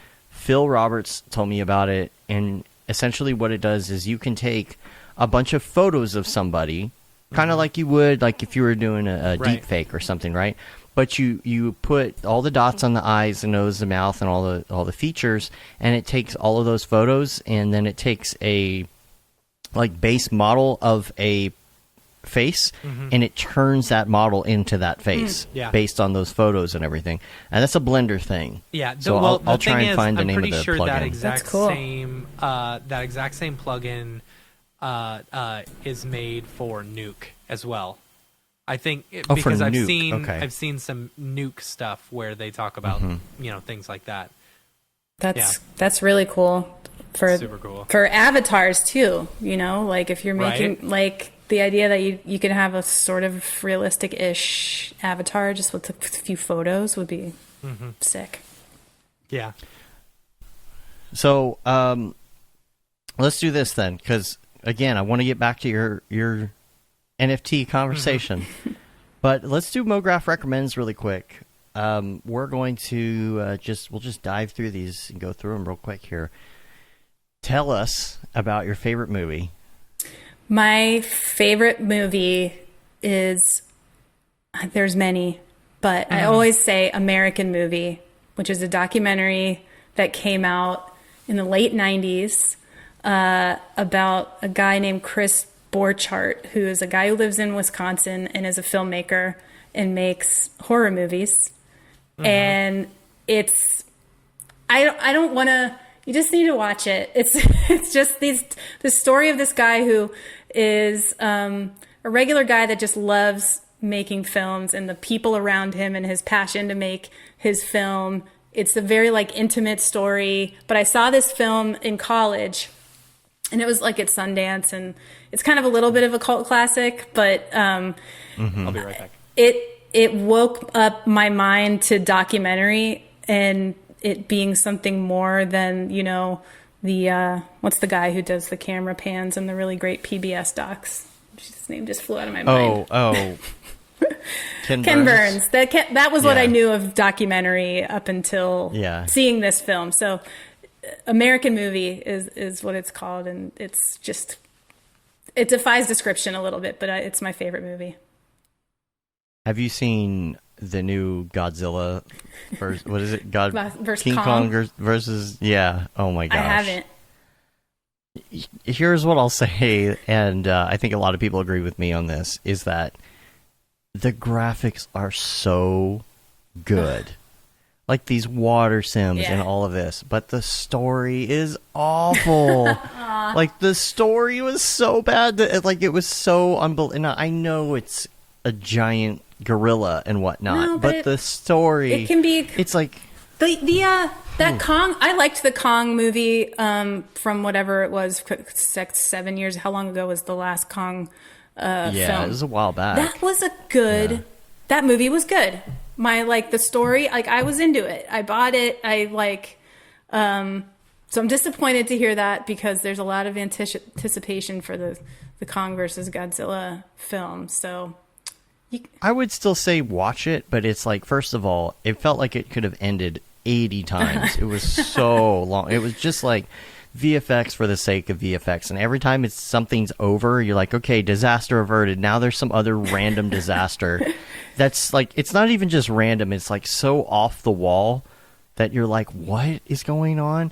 And then the whole time there's this little kid in it that's like the daughter of somebody, and she just keeps being taken on all of these extremely dangerous voyages, and crazy boat and airplane rides. You're like, why would you bring your kid on this? Like, why? Get a sitter. So it's not so bad that it's entertaining. It doesn't delve into the ridiculous Sharknado level. No, it's not to that point. It's not to that point. And I kind of get the whole feeling of like, just the whole go with it thing. Like you watch a Marvel movie or something, sometimes it's ridiculous. You're like, just go with it. Yeah. Right? Like it's not supposed to be, but it was like, what is this story right now? Anyway, I diverted. I'm still going to watch it. Yeah, for sure. Because like, gosh, the water sims, you're like, okay, this has got to be Houdini. Some of these water sims are so good. The bubble guy. So good. Back to the Pixar, whoever the water guy is there was totally who's ready. He brought she brought their A game. Mm-hmm. There's a water sim or Houdini person who was just like, this is my jam. Is it. This is what I was born for, and just made these amazing shots. God bless him. Yeah. So let's talk about music. What kind of music do you like? It runs the gamut from my favorite two artists of all time are Dolly Parton and Whitney Houston. And you met Dolly Parton. I met Dolly Parton. I used up like 5 years worth of birthday presents with my partner. I was like, listen, we can get meet and greet with Dolly. It will be an exorbitant fee, but I will die a happy person if we could do this. And we did a meet and greet with Dolly, and she was amazing. And she's my favorite. Nice. If you guys haven't listened to, I know we're going to ask about podcasts too, but like the podcast, Dolly Parton's America, I can't recommend enough. It's just a great story of her and who she is and why she's more than just, boobs and wigs. She's really an American treasure and such a talent. Have you ever seen 9 to 5? I mean, great movie. Great. I've seen 9 to 5 so many times. I really have. Dolly Parton's movies are really good. Actually, Straight Talk is also a really fun watch, except James Woods is not my favorite. But Straight Talk is really a cute movie. She like stumbles into a radio to be a receptionist, and then she gets put on the mic, of course, and she's very charming and becomes the most popular radio host in Chicago. It's fantastic. A little rom-com. What year was that? Was it late 80s, early 90s? Yes. I'm going to guess like 92. I think that movie came out. And my mom's from Knoxville, and Dolly's from right outside of Knoxville. So we used to watch her movies when I was a kid. And I think that was how I knew her more, was for her 80s movies than I knew her for her music. But then in college, I got really into her music. I've been to like a bunch of her concerts and Dolly's. I'm guessing you've been to Gatlinburg. Then. I have. I actually went to Dollywood right before I moved to Hollywood. When I was moving out to Los Angeles, my mom and I made a little pilgrimage down there and went to Dollywood and had a great time. I've stayed at the Gillette Motel in Gatlinburg so many times. I haven't been since that time. I've never been to. Is that like a cool hotel there? It is a motel. Oh, motel, sweet, even better. It's exactly what you'd expect from a motel. I love that whole area though. Yeah. You know, that whole area, Knoxville, Gatlinburg, all of that. The Smokies are great. But yeah, like I totally knew her from 9 to 5 to start out. Yep. Yeah. And who was your other favorite? Who's your other Whitney Houston. favorite? Whitney Houston. Whitney Houston. I love like 90s R&B. I was really into R&B and hip hop as a youth. And then when I got a little older, I went to college and I started listening to punk and the Smiths, and I got into, I'm from the suburbs of Cincinnati, so a lot of the music, like my parents listened to a lot of like soul music, and then in high school, I listened to a lot of pop music and like Fish and stuff like that. But then I really had my ears opened up to a lot of different types of music when I got to college, and I listen to everything now. My work playlists are like totally psychotic. They just go from like, it's like Kylie Minogue to like, Death Grips to Barbra Streisand, or I don't know. It's really weird. Yeah. My Spotify sometimes is like George Strait followed by Skrillex. Yes. Yeah. That's the weirdest. Yeah. But we make our own like soundtrack, and it's unique. Right. Now, what about TV shows? I have weird TV taste too. I watch, I really like, because I work very hard, I like to just really kind of check out when I watch TV. So I don't get into a lot of the big story driven stuff as much. I bought Discovery Plus, and I love watching like Triple D and home improvement shows. But I'll tell you one show that I like really enjoy on Netflix is the show about F1. It's called like F1 like. Oh yes. But it is such. I mean, even if you like don't care about race car driving, it does such a good job of introducing you to the sport and showing you the sort of drama and how exciting the sport is. It's just a really well done series, and all the intricacies too, and the battles between like the team principals and like whose car, and like the sort of cattiness of like, oh, you can't do that modification, and like there's like some real techie kind of stuff, and there's like the Goliaths and the Davids, the people that don't have as much money but they still manage to like do well, and then all the drivers themselves. So we just finished binging season 3 of the F1 show on Netflix, which I'm super into. I'm gonna check it out because I'm super like out of stuff to watch. Yeah. That's the. I got 3 seasons for you. You can bust through There you those go. like in a week probably. Yeah, like I said, even if you don't if you're not into race car driving, I think there's something in it for everybody. Now, Kevin says that the Netflix F1 series is good, but Breaking Bad is the best show he's ever seen, except maybe The Wire. Those are classics. You can't give those answers when somebody asks you Right. for TV shows. It's like, yeah, of course. Like, of course I watched And Breaking Solar Bad. Opposites is back on Hulu, by the way, which is a great I don't know show. that one. Yeah. Oh, Okay. man, it is so Justin good. Roiland, It's- creator of Rick and Morty. Okay, yes. Got his own. Yes. Yes. Which, A lot of new it- Rick and I've Morty, June 20th. June, yeah. Is it on Hulu? Are they on But I was- Hulu also? Rick and Morty is. Is it? Yeah. Yeah, That's it what I is. thought. I don't know if it still is. It's on HBO Plus or Yeah. HBO whatever it Max. is now, but HBO Max. But the thing about Solar Opposites and Winbush and I were talking about this actually is we sometimes feel like Solar Opposites is better than Rick and Morty sometimes. Really? Depending on the episode. Yeah. Yeah. Really, really. It's one of those things where there's only 8 episodes a season, but you've almost got to go back and watch them like a bunch of times. You'll miss jokes. Yeah. I mean, it's just on. Yeah. And I love those because those are the ones you can go back and watch like 4, 5, 6 times an episode, and just every time there's more and more to take in. So, Yeah. Those are the best. Rewatches And, are the best. yeah. Yeah. The other thing is, and I've mentioned it before, but For All Mankind, if you haven't Yeah. seen that on I did. I Apple. watched the first Oh, couple man. That's episodes. on I my need to go list. back. It's on. So good. It's I remember it's on Apple TV Plus, which is also where my show is on. Right? That was good. That show was good, and the Reese Witherspoon, series on that network was good too. The news desk one. What the heck was it called? Oh my god. Oh, yeah. Morning Show. Morning Show. I Right? didn't like Yeah. it. I don't know. Like, I was expecting with The cast. Jennifer Aniston and with that cast, Yeah. that it wasn't going to be serious. I thought it was going to be funny. Oh, and I had no idea what it was going into it, and I was like, it was heavy. I'm not, yeah, this is a little too heavy. I need The Office. I need to go back to The Office. See, that's what I need. Light fare. Yeah. Like I watched that show, and I can't do it. Yeah. I can't. My girlfriend watches The Bachelor, and she sucks me into that show at night. It's like that. Those are things that my brain can like handle. Especially Have you watched Ted Lasso? Oh yeah. Oh yes. Oh, so good. Yeah.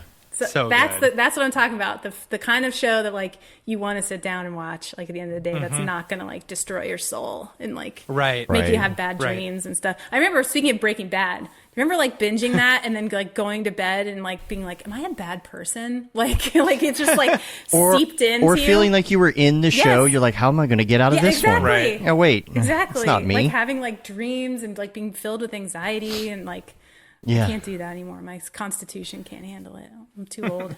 The chat's talking about the wall subplot. There's a subplot inside of Solar Opposites that's so good. It's a whole nother show inside the show. Oh my god. It's really good. That's funny. That's genius. Well, it's not really a spoiler, so I can say this, but essentially there are people who are shrunk down by the aliens in the show. Yeah. And they put them inside this little wall where there's a whole nother mini person wall story Meta. going on about. Yeah, it's like meta story. In fact, the 7th episode of the 2nd season, they might have done this the first season too, is a whole episode. Yeah, they did it in devoted the to first it. season An because epic. I've only seen the first season or part of it. Oh yeah, it's so good. I'm gonna watch it. It's and you for it's. I mean, it's amazing how much story there is that's pulled out of that, even though you only get these little snippets of them throughout 8 episodes. So, yeah. Any other podcasts? Speaking of which, I or listened you already to. said the one. Yeah, I listened. Yeah, Dolly Parton's America was really good. I always listen to Design Matters, Debbie Millman podcast where she interviews a lot of different people in the design world. I love Brene Brown's podcast. I don't know if you guys know who Brene Brown is. Brene Brown is great. She's like, she did this TED Talk years ago. She's like an expert on like shame and like there's like certain things like psychology. But anyway, she does this work now where she speaks about leadership and speaks about like being really vulnerable and honest. And I'm doing a bad job of summarizing Brene Brown. She's from Texas. She's like a real talker. She's not like, crystals and like floaty things. She's like talks very straight, but is like very, for me, again, like working with people more and getting outside of my little computer in my box and thinking about how I interact with the world, how I interact with the people that I work with. And even like things that have come up, like she did a great job and interviewed some great people around, when George Floyd was murdered and the subjects and the turmoil and the things we're still dealing with today with racism. She talks about that.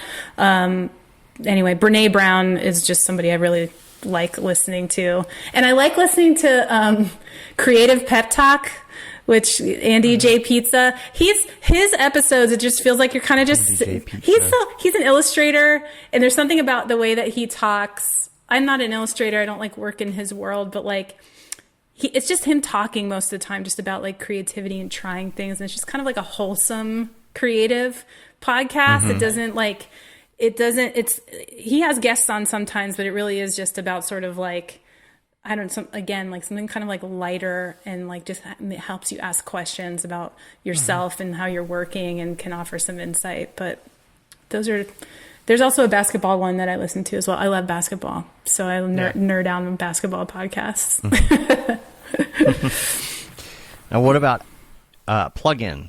Not non-render engine. We'll specify. What's your favorite plugin? I think if I like had to pick one that I could, like, you only have to use native plugins in After Effects, but you can have this one plugin. I'd probably pick Particular. Okay. Traco Particular is like a powerful little guy, and you can do a lot of fun, interesting stuff with it, and add some details, add some anywhere from like dust to like making bigger particles and doing strange things with it. I like, but I may be old school. There's some little ones too that do really particular things. Not Trapcode Particular, certain things.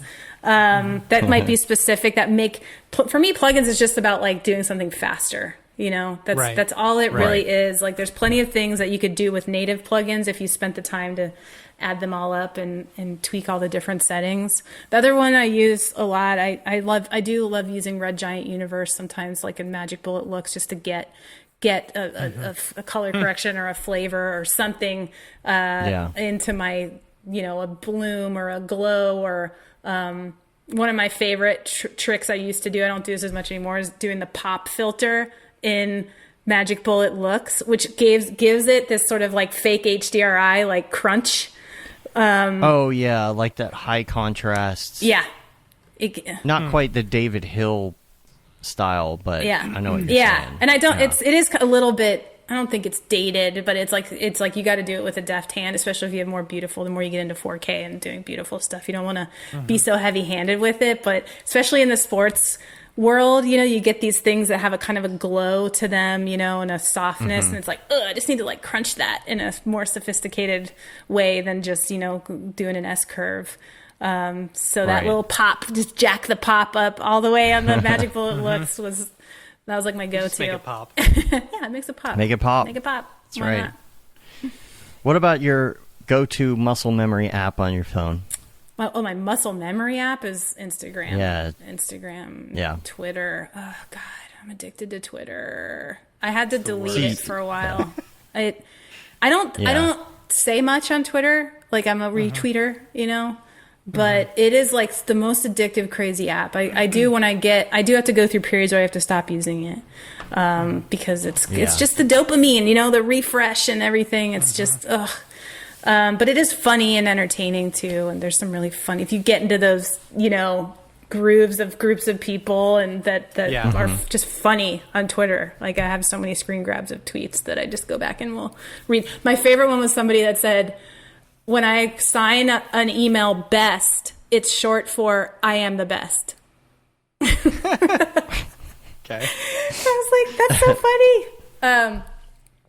And my trigger finger one that I love is, and I guess you can do it now if you have a LiDAR new iPhone, but Scannect.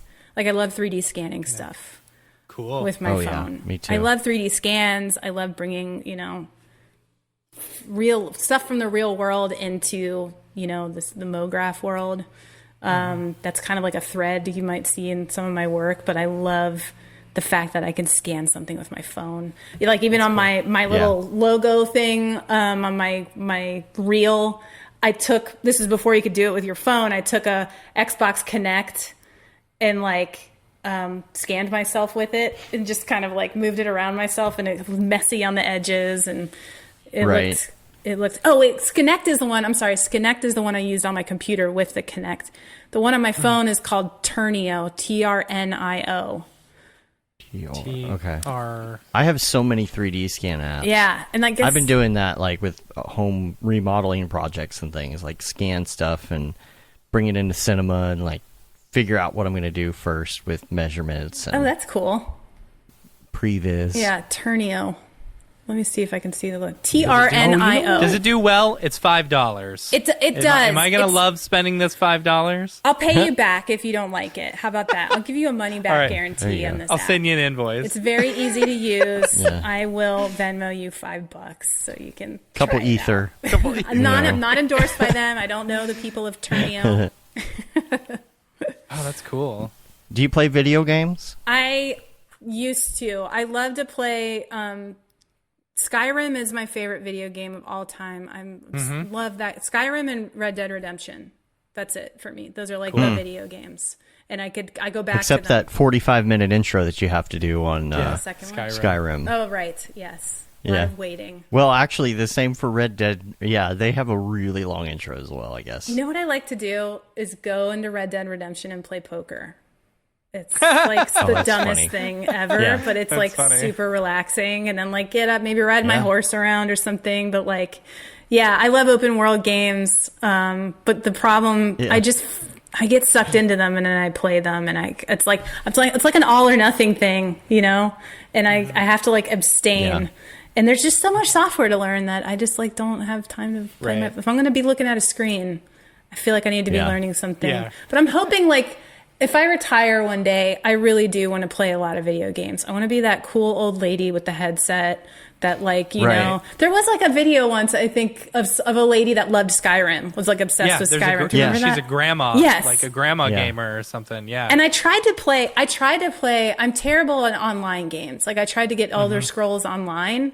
And there's all these. Oh, yeah. I'm running Same. into a cave, and there's like 30 people running into the cave with me. Like, who are you? Why are you in my Skyrim right now? Like, this Right. is my private place. Leroy Jenkins. Yeah, Leroy. Right. Everybody, Leroy Jenkinsing all over me, Yeah. and that's not why I play video games. I want to be alone in my little like fantasy world and like make Right. potions and like smite dragons, and that's it. yeah. Yeah, I enjoy just like going to my yacht in GTA and just hanging Yes. out, or, Right. or going to the bar and playing darts. See, just sometimes You you know? just want to chill. Bros just Right. want to be dudes, and you just want to go and play poker, and you just want to play darts, and that's So fun. much, so meta. So It's so meta. Yeah. It's like I want to go to my virtual yacht inside of a game and play some virtual darts with some virtual friends. Don't fight it. Don't fight it. Pretend that the world isn't the way it Oh, is right I now. got an Oculus Quest recently. oh, they're great. That's my escape. So much fun. That is my. And just as like addicting though, where I've kind of had to set it down and walk away a little bit because I'm like, I can't be putting this thing on for like long periods of time. I can't do it. So, but I've been sitting in my moon pod. It's like a beanbag chair, and I'll put it on, and they have this section in there that's just like cool 360 videos, but they're in stereo. It's not like the like flat Yeah. 360 videos. It's like really good. Like the Yeah. slow-mo guys or whoever they are, they do slow-mo stuff now in 3D, and so you can see these 3D like slow-mo videos that they do of stuff, and it's in your face and 3D, or flying through a mountain, and it's like, man, this is so nice because I've been in the same room for about a year. yeah, right. it is. I do like the more chill experiences. There's like a meditation app. I think it's called Trip with 2 P's. And they have these like very, I mean, it's still like, because it's like it's like mobile level graphics.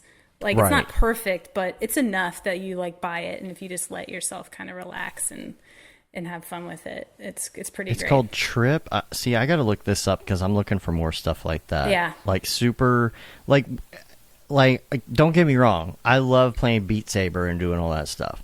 Sometimes I want to put on the headset and just sit there and look around. Yeah. Yeah. That's Trip's a good one. They actually have, what's the other one? There's like a workout one that has meditation in it. Supernatural. Both of these, I Yes. think you have to get like subscriptions, which is annoying, but I think they'll give you some starter content. But Supernatural is good because they use, instead of trying to use videos to give you these 360 like landscapes, what they're really doing is taking like high res photos and then giving them life. So they'll like put some water animation in there, maybe animate the sky. So it's like, it feels like real enough, but they just animated just the essential parts to make it feel alive. But the resolution's really nice. So that's Cool. good way to approach that low res problem. Super cool. All right, last one. And then we got to go to the drop because Matt's got a heart out. I do. Life hack.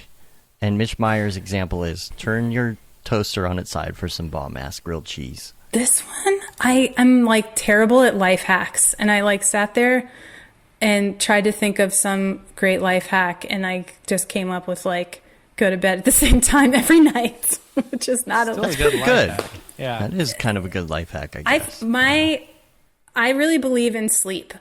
Like, and it's hard. Yeah. I'm sure a lot of people in the audience, people in our work, don't sleep.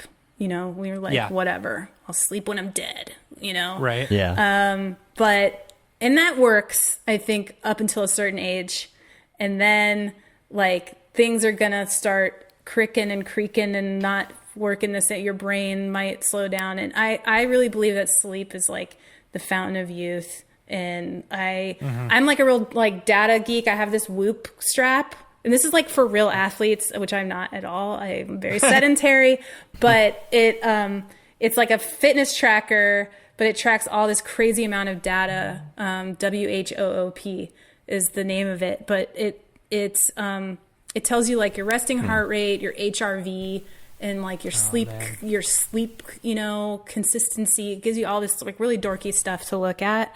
And it's I would not want to know any of that information. See, It'd be like, why are you still alive? right, and that's You're right. and that works for us guys for we can do that for a while, but once we start getting where we're getting, like, you gotta and sleep is like, to me, like working out and like eating really healthy, sometimes that's like that's not gonna happen, but sleep is something like you can try and do. Like, try not to look at your phone when you're in bed. Try to just get in bed at the same time every night. Like, if you can do that, like, you're gonna be happier and healthier, and your brain's gonna fire a lot more quickly, and you're not gonna get burnt out as much. You won't be as sad. It's like I'm a big sleep dork, so go to sleep.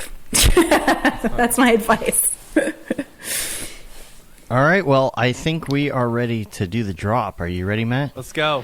Drop. Is this the fucking mic? Drop. This is exactly what I should be doing. What's up, and welcome to this week's episode of The Drop, your weekly source for all things NFT and crypto art, as well as upcoming drops by notable people in the Mograph industry. Joining us today is Lauren Fisher. Super excited about some of the drops. It's a weird week. I'll say that for some of the bigger drops. Notably, especially among like the nifty drops that I was watching. But there are a few very notable artists that we should talk about. Yeah, and I know you're on a time crunch, Matt. So we'll tear through these today. Yeah, hold on. Sorry, I'm looking for the notes. Got a lot. Where are they? That's for true. The drop list. Here we go. All right, so let me open up this real quick. First up, I'm gonna skip the community drops first. We'll go to the actual. Yeah, go to Nifty cool. first. So Nifty today, Arben Villasuelu. I'm messing that up totally. Arben did a drop on Maker's Place, I believe, like a week or two ago, and they are doing a drop on Nifty Gateway. It's a lot of the super similar, like very what is it? Satisfying. There you what go. Are you talking about? Satisfying. Seriously satisfying animations and stuff like that. Right. So that's good. Next up, we got on the 6th. That was today, by the way. So if you don't catch this, sorry. Go to the secondary market. On 4/6 tomorrow, Tuesday, Fuck Render and Zed are doing they did a collab together. They're doing a drop on Nifty, which is cool. Next up, 4/7, we've got G-Monk. G-Monk's doing another drop on Nifty, which is great. G-Monk stuff is really, it's good stuff, and it's sold really well. It's weird. A lot of people aren't like showing off. I wish people would show off the work that they're trying to sell instead of just waiting until the day of the drop. You know what I'm saying? Or a preview. Yeah. Also, I just wanted to notate this because I think it's stupid, But Forbes is doing a drop. Like the magazine? The magazine is doing a drop on Wednesday on the 7th, which I don't know. I don't know what that's about. I feel like it's a cash grab, but I could be wrong. You would hope that it wouldn't be. Right. But I don't know. What are they going to do? Like sell the cover of their, I don't know. Slam did That's that. random. Slam magazine is doing a cover drop. So maybe it's a journalist, like a magazine sort of media, a way to, like a brand, there's a lot of brands that are trying to get into it. So I'm sure that's all along those lines of it's content, and we can, it's like, maybe it is a cash grab, but maybe it just is like more of like an earned media or whatever thing to get attention, to say we're dropping an NFT to be a part of that culture, or the thing. Yeah. Francisco in the chat said, dropping some stock tips. There you go. I don't know. I'm curious if it's like because the Winklevoss twins own Nifty, it's like, oh, Forbes, you should totally do an NFT. It's like, now you guys are so out of the realm. Well, we'll whatever. see. Yeah, it'd be interesting. Maybe they'll surprise us. Yeah. On the 8th, which I believe is what, Monday, Tuesday, Wednesday, Thursday. Stuart Lippencourt, Stuzor is doing another drop, which I made a lot of money off of Stuzor. I bought 3 of his drops for $200 each, and I sold all together for around $3,600. So I was very happy about that one. Hopefully, I don't know what he's planning on price-wise doing this time, but I always think Stuzor is a great investment. If you're looking to if you're looking to do collecting stuff. So yeah. Then 4/11, which I believe is Saturday or Sunday, Rhymes Like Dimes again is doing another drop. Yeah, I know. Dang. They were on our first drop episode, money. I think. You know. Is doing another, and it's some sort of special secret weird one. I don't know. He hasn't. They haven't teased anything. So yeah. Moving over to Maker's Place. So Justin Roiland is doing a drop, which this one is actually very cool versus some of the ones that he's done on Nifty. These ones he's actually auctioning off some of the scans of the original ideas between Rick and Morty and stuff like that, which I think is very cool. I say if he was going to do that, I thought that was a good one. Now, one thing to keep in mind, that's today. It could be happening now. I don't know, but there's a $1 raffle that I think everyone should hop on to try and get the $1 raffle, because the thing is with the $1 raffle, it costs you $1, but if you win it, you can resell it for like $20,000, $30,000, $40,000. Same with the Beeple one. The Beeple, he dropped one for $7 to 7 people, and they were going for $300,000. So it's for the small amount, I don't know. You've got a better chance of winning that than you do the lottery. The lottery, so, right. If you're willing to, I mean, it'll pay it back no matter what, and you only have to pay it if you win. So you don't have to pay it to enter. And there's no reason to not do it. There's no reason not to. Yeah, it's like free money. It's free real estate. It's free real estate. Speaking of hopping on it, we got some community drops, including the first one. Man, I'm so excited about Brandon Parvini's. So Brandon Parvini did a drop on Foundation, and this one, I saw this one last night, and it is gorgeous. This is the level that I want to see in NFT drops. Right. That. Meaningful. That is so good. Because that's the question. Michael was asking, aren't all drops cash grabs? And I don't think so. I think when they're about the art, of course they're going to make money, but it's not about just throwing anything out there. It's and so this is something that I was going to bring up earlier on the show, was that I think the NFT space as it is changing. At first, and I said this on Slack a few days ago, it used to be all about just a cash grab, and all of us had this serious FOMO about getting in while it's hot and let's make some money and stuff like that. And the thing is, there was that, but I think the bubble has bursted. You can't buy something on Nifty and then turn around and flip it a day later for twice as much money unless it's certain people, right? And I think the ones who already made their name in this space are going to stay popular within that space. And then the ones who didn't, this is just going to become a way of life for a lot of artists, where especially once you get the renders, RNDR, the Otoys, who are making it to where there's minimal minting fees and minimal. It's going to become a regular thing. It's just going to become a regular thing. Yeah, and you'll have other people who rise to the top still. Yeah, absolutely. That, and it's once those collectors start finding these people, it's going to be just like an Instagram following. It's going to be the next Instagram.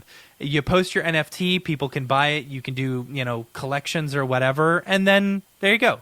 You keep making money off of it. And I think it's great. I think it'll be a great, once we get to that place where, the environmental aspects are a thing of the past, the minting fees are a thing of the past. Once we get to there, I think this is going to become the new thing for artists. This is a new way for them to make money. Residual income, not just their main income.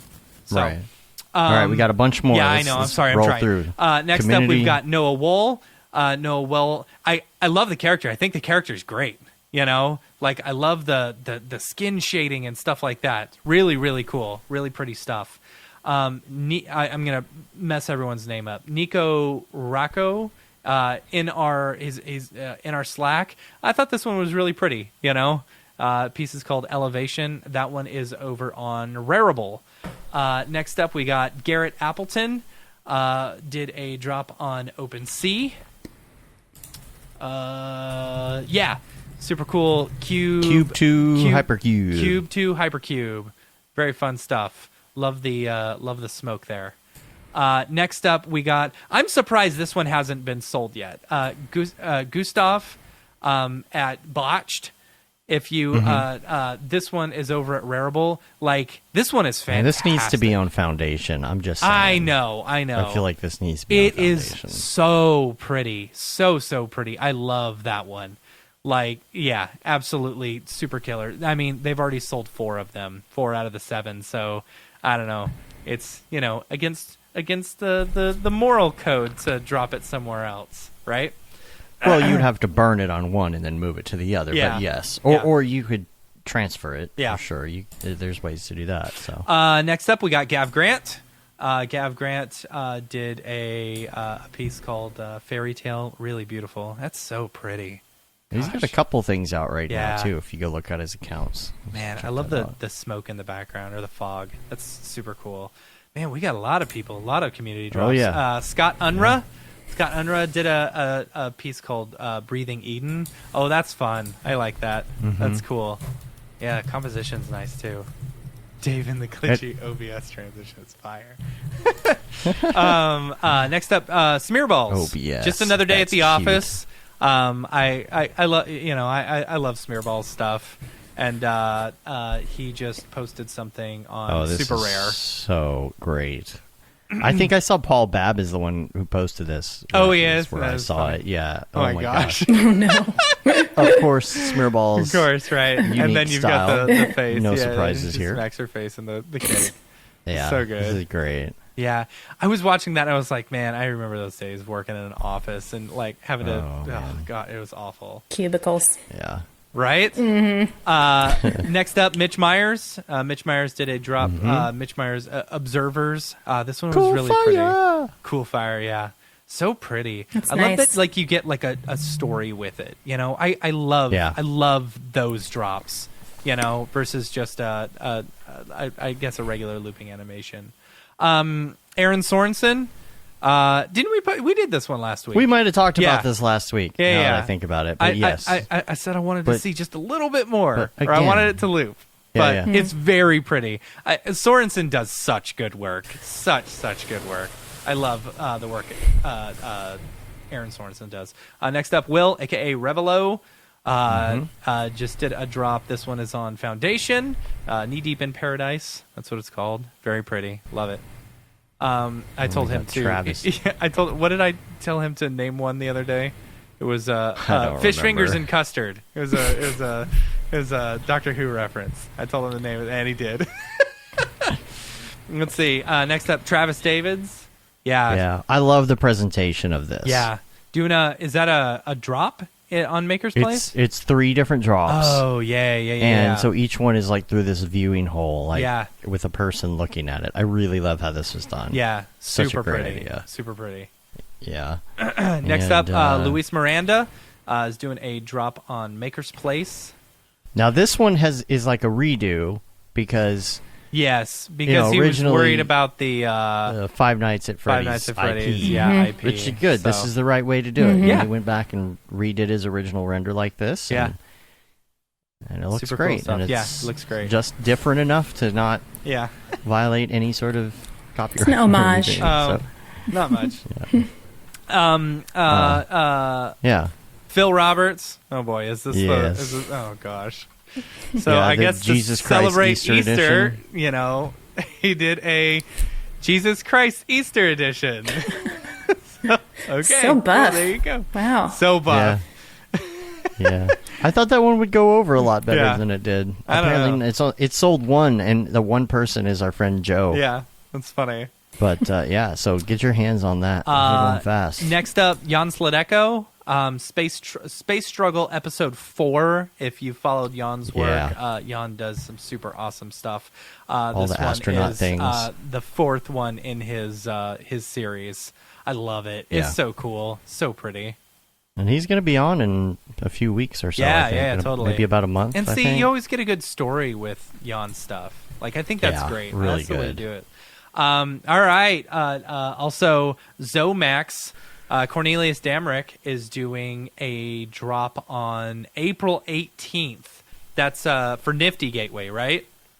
It's for Nifty. That's Yes. going to be a big one. And That is he's gonna be a got big this one. little teaser. Yeah.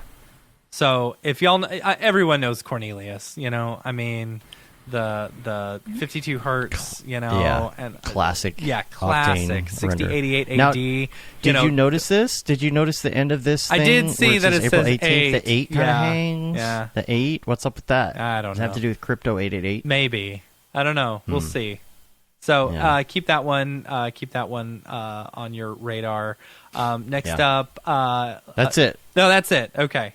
Yeah, We're not that's doing it. The other Andy's. le- Oh. Yeah, That's Andy right. Needham also I did a forgot about drop. Andy's. Where did I put that? Foundation. It's in your notes. It's on Foundation. It's called What Is Lies it? Within. Where? What notes? I guess that's The drop notes on Notion. on the new. Oh, the new one. That's. Oh, right. by the Okay. way, sorry. Lauren, I found Yes. that student film. Some listeners found the student Yeah. film that you were talking We'll about put that in earlier. the notes, Yeah, too. we'll put that one in the notes. Yeah. I just sent it Here's to you. Andy Needham. Oh, okay. Yeah, there's Andy's. Yeah. So, super pretty. I love it. I think it's great. Wait, somebody found So- wormholes? Yeah. Yeah. Yeah. Yes. It's on YouTube. God, I look for it every once in a while and can't. So I'm glad somebody put it up there. All right, that is Yeah, it Andy's for is real pretty here. community drops and everything. I'm surprised. I didn't realize there were that many community drops this week. So I thought Yeah, it was there going to were be a kind of a lot. slow week when I was going through the Nifty and everything. The thing is with Nifty, and I'm not dogging on any of the other artists who are dropping this week but they're just not. They're not in the Mograph universe per se. You know, Yeah. and I do kind of pick and choose my we do favorites, try to and come I'm at it with sorry that angle. to some who Yeah. I don't pick. You know, art is subjective, and since I'm the subjective one Right. who's picking it, I get to choose. Who gets Hey, to pick. You're the it's boss. your show. You get to pick. My Right? right. focus. Yeah, it's my show. I get to choose. So, but if anyone is doing, any listeners are doing any drops in the next week or so, feel free to hit us up and let us know. We'll feature it on the podcast. So. And Lauren, we were talking earlier, and we're almost out of time here, but we were talking earlier about the fact that some people are on the fence about doing NFTs. Mm-hmm. What do you think would change? Would really get you to say yes? I've got to go do an NFT. What would be your thing? Gosh. Well, I mean, I think resolving the environmental question a little bit, and I think it also is. It's very mysterious. Like I signed up I got a foundation invite, and so I'm on foundation. I minted something just to go through the process and, Right. and see what it's like. And I was telling you guys that I haven't promoted it yet because I'm still trying to learn. There's so many facets of what NFTs, what this new sort of world is, and the conflicts are not just one. It's not just the environmental stuff. It's the money and who's profiting from it, who the platforms are, who's running them, where's and how, for me, honestly, what makes me nervous is the sheer amount of money that is being thrown around. Yeah. Now, on the smaller level, if it's you're collecting your friends and they're collecting you, and it's this way of supporting each other, and that, to me, that's really cool. This bigger thing where you're talking tens of thousands of dollars, hundreds of thousands of dollars, whatever, and the potential and the it's not just greed. I do, like I said, I understand people seeing an opportunity and wanting to make money, especially artists. We get hosed all the time.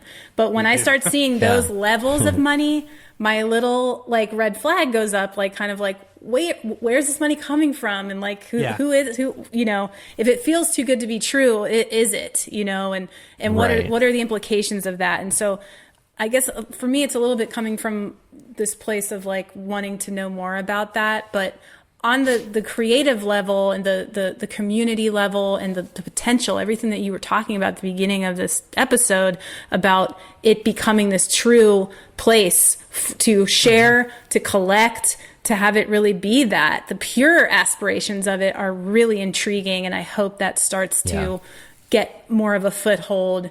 And the other parts of it are the question is like, is the underbelly of it or whatever, is that intrinsic to it? Like, it has to be that way, it's built on that, or is it something that can evolve and change and come into the light and be something that everybody can get a grasp on and understand what they're doing from start to finish? Because there is this mystery again. Like I'm signing up for something called MetaMask. I'm signing up for these things. I'm like, I'm like, yes, okay, all right. Like I'm going through these steps, and I'm so excited. I'm getting that satisfaction of I have a drop, I have a thing there. I'm connected with other artists, but then it's like I'm still like waiting for that one moment to like really dive in feet first and be like, hey, everybody, this is my drop, and this is like, because I am just like, I want to know what I'm endorsing, and what and part of it too is just like me educating myself as well, and spending all it takes is time,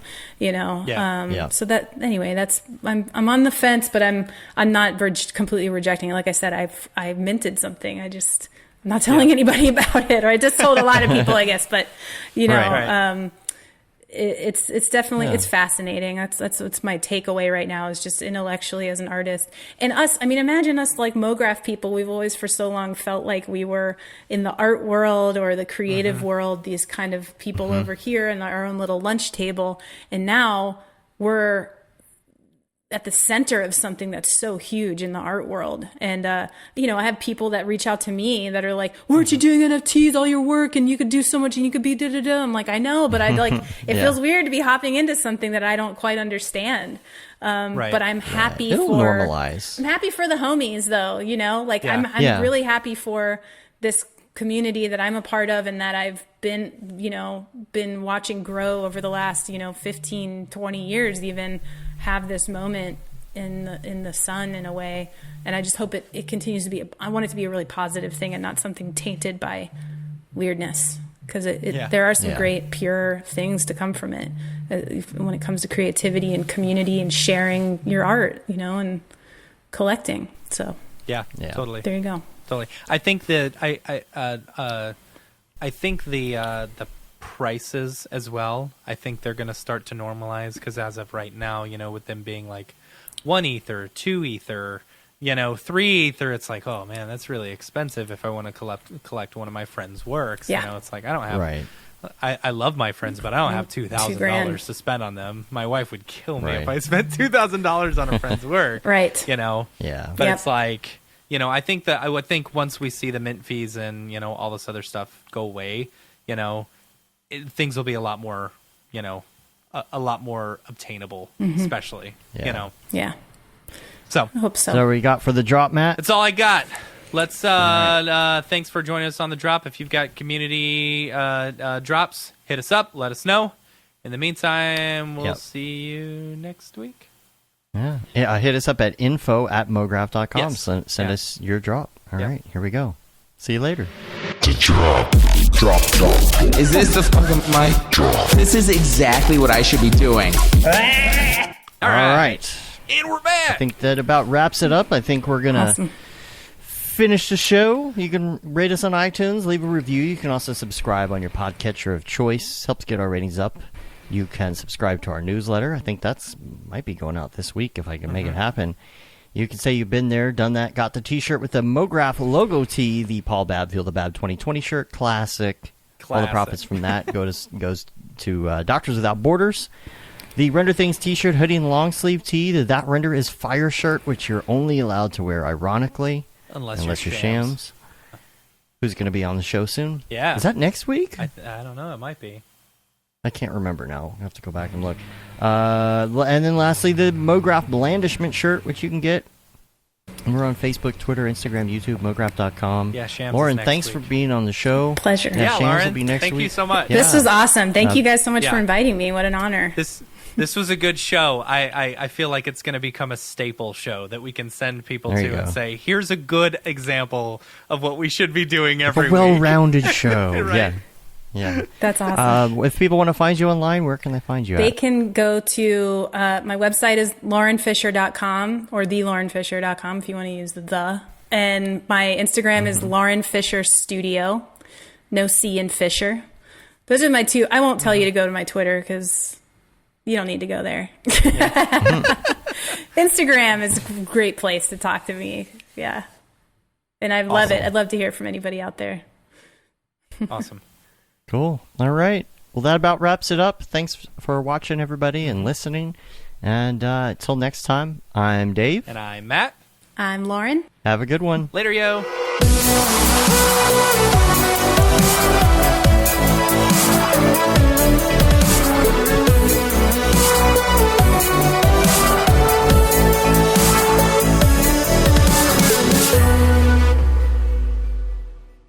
It's pretty good, I guess. Mograph.com, an online resource for motion graphic artists. Start your week with the Mograph podcast. Industry news, interviews with your favorite artists, and terrible humor. Watch live shows and interviews from Mograph events like NAB, SIGGRAPH, Half-Res, and local meetups. Our Mograph Talks feature live demos and motivation from artists all around the world. Sometimes you got to make stuff that you're not going to put on your reel, and I'm not here to judge. What if Rick and Morty show up for the countdown at midnight? That's where I peaked in life, in my career. We gotta stop this thing, Rick! It's gonna kill us all! Hear from the people that create your software, design your render engines, and artists that are changing the face of modern motion graphics. You get that render done. Yeah, you better frame what? Mograph tutorials and online classes will teach you about Cinema 4D, After Effects, as well as other popular software and render engines. Throw in the HDR Studio, take the render settings, pick the HDR, put in a reflection, and gorgeous. Branch into new software. Learn time-saving tips, techniques, workflows, and lessons that'll keep you up to date in the world of motion design. Oh, brother, those are some of my favorite elves. I love projects that scare me. When our art director comes to us and asks for something that I had never done before, man, it gets me pumped. Join the conversation in our live sessions. Check out our plugins or join the hundreds of daily active users in our Slack channel for technical help, advice, contests, or just to joke around. Real nice banana. Ah, that's so funny. All right. I'm going to live forever. Subscribe today and get the latest updates on our YouTube and other social media channels. Take all your dreams and just do it! We don't care how you get here, folks. Just get here. Subscribe to Mograph.com.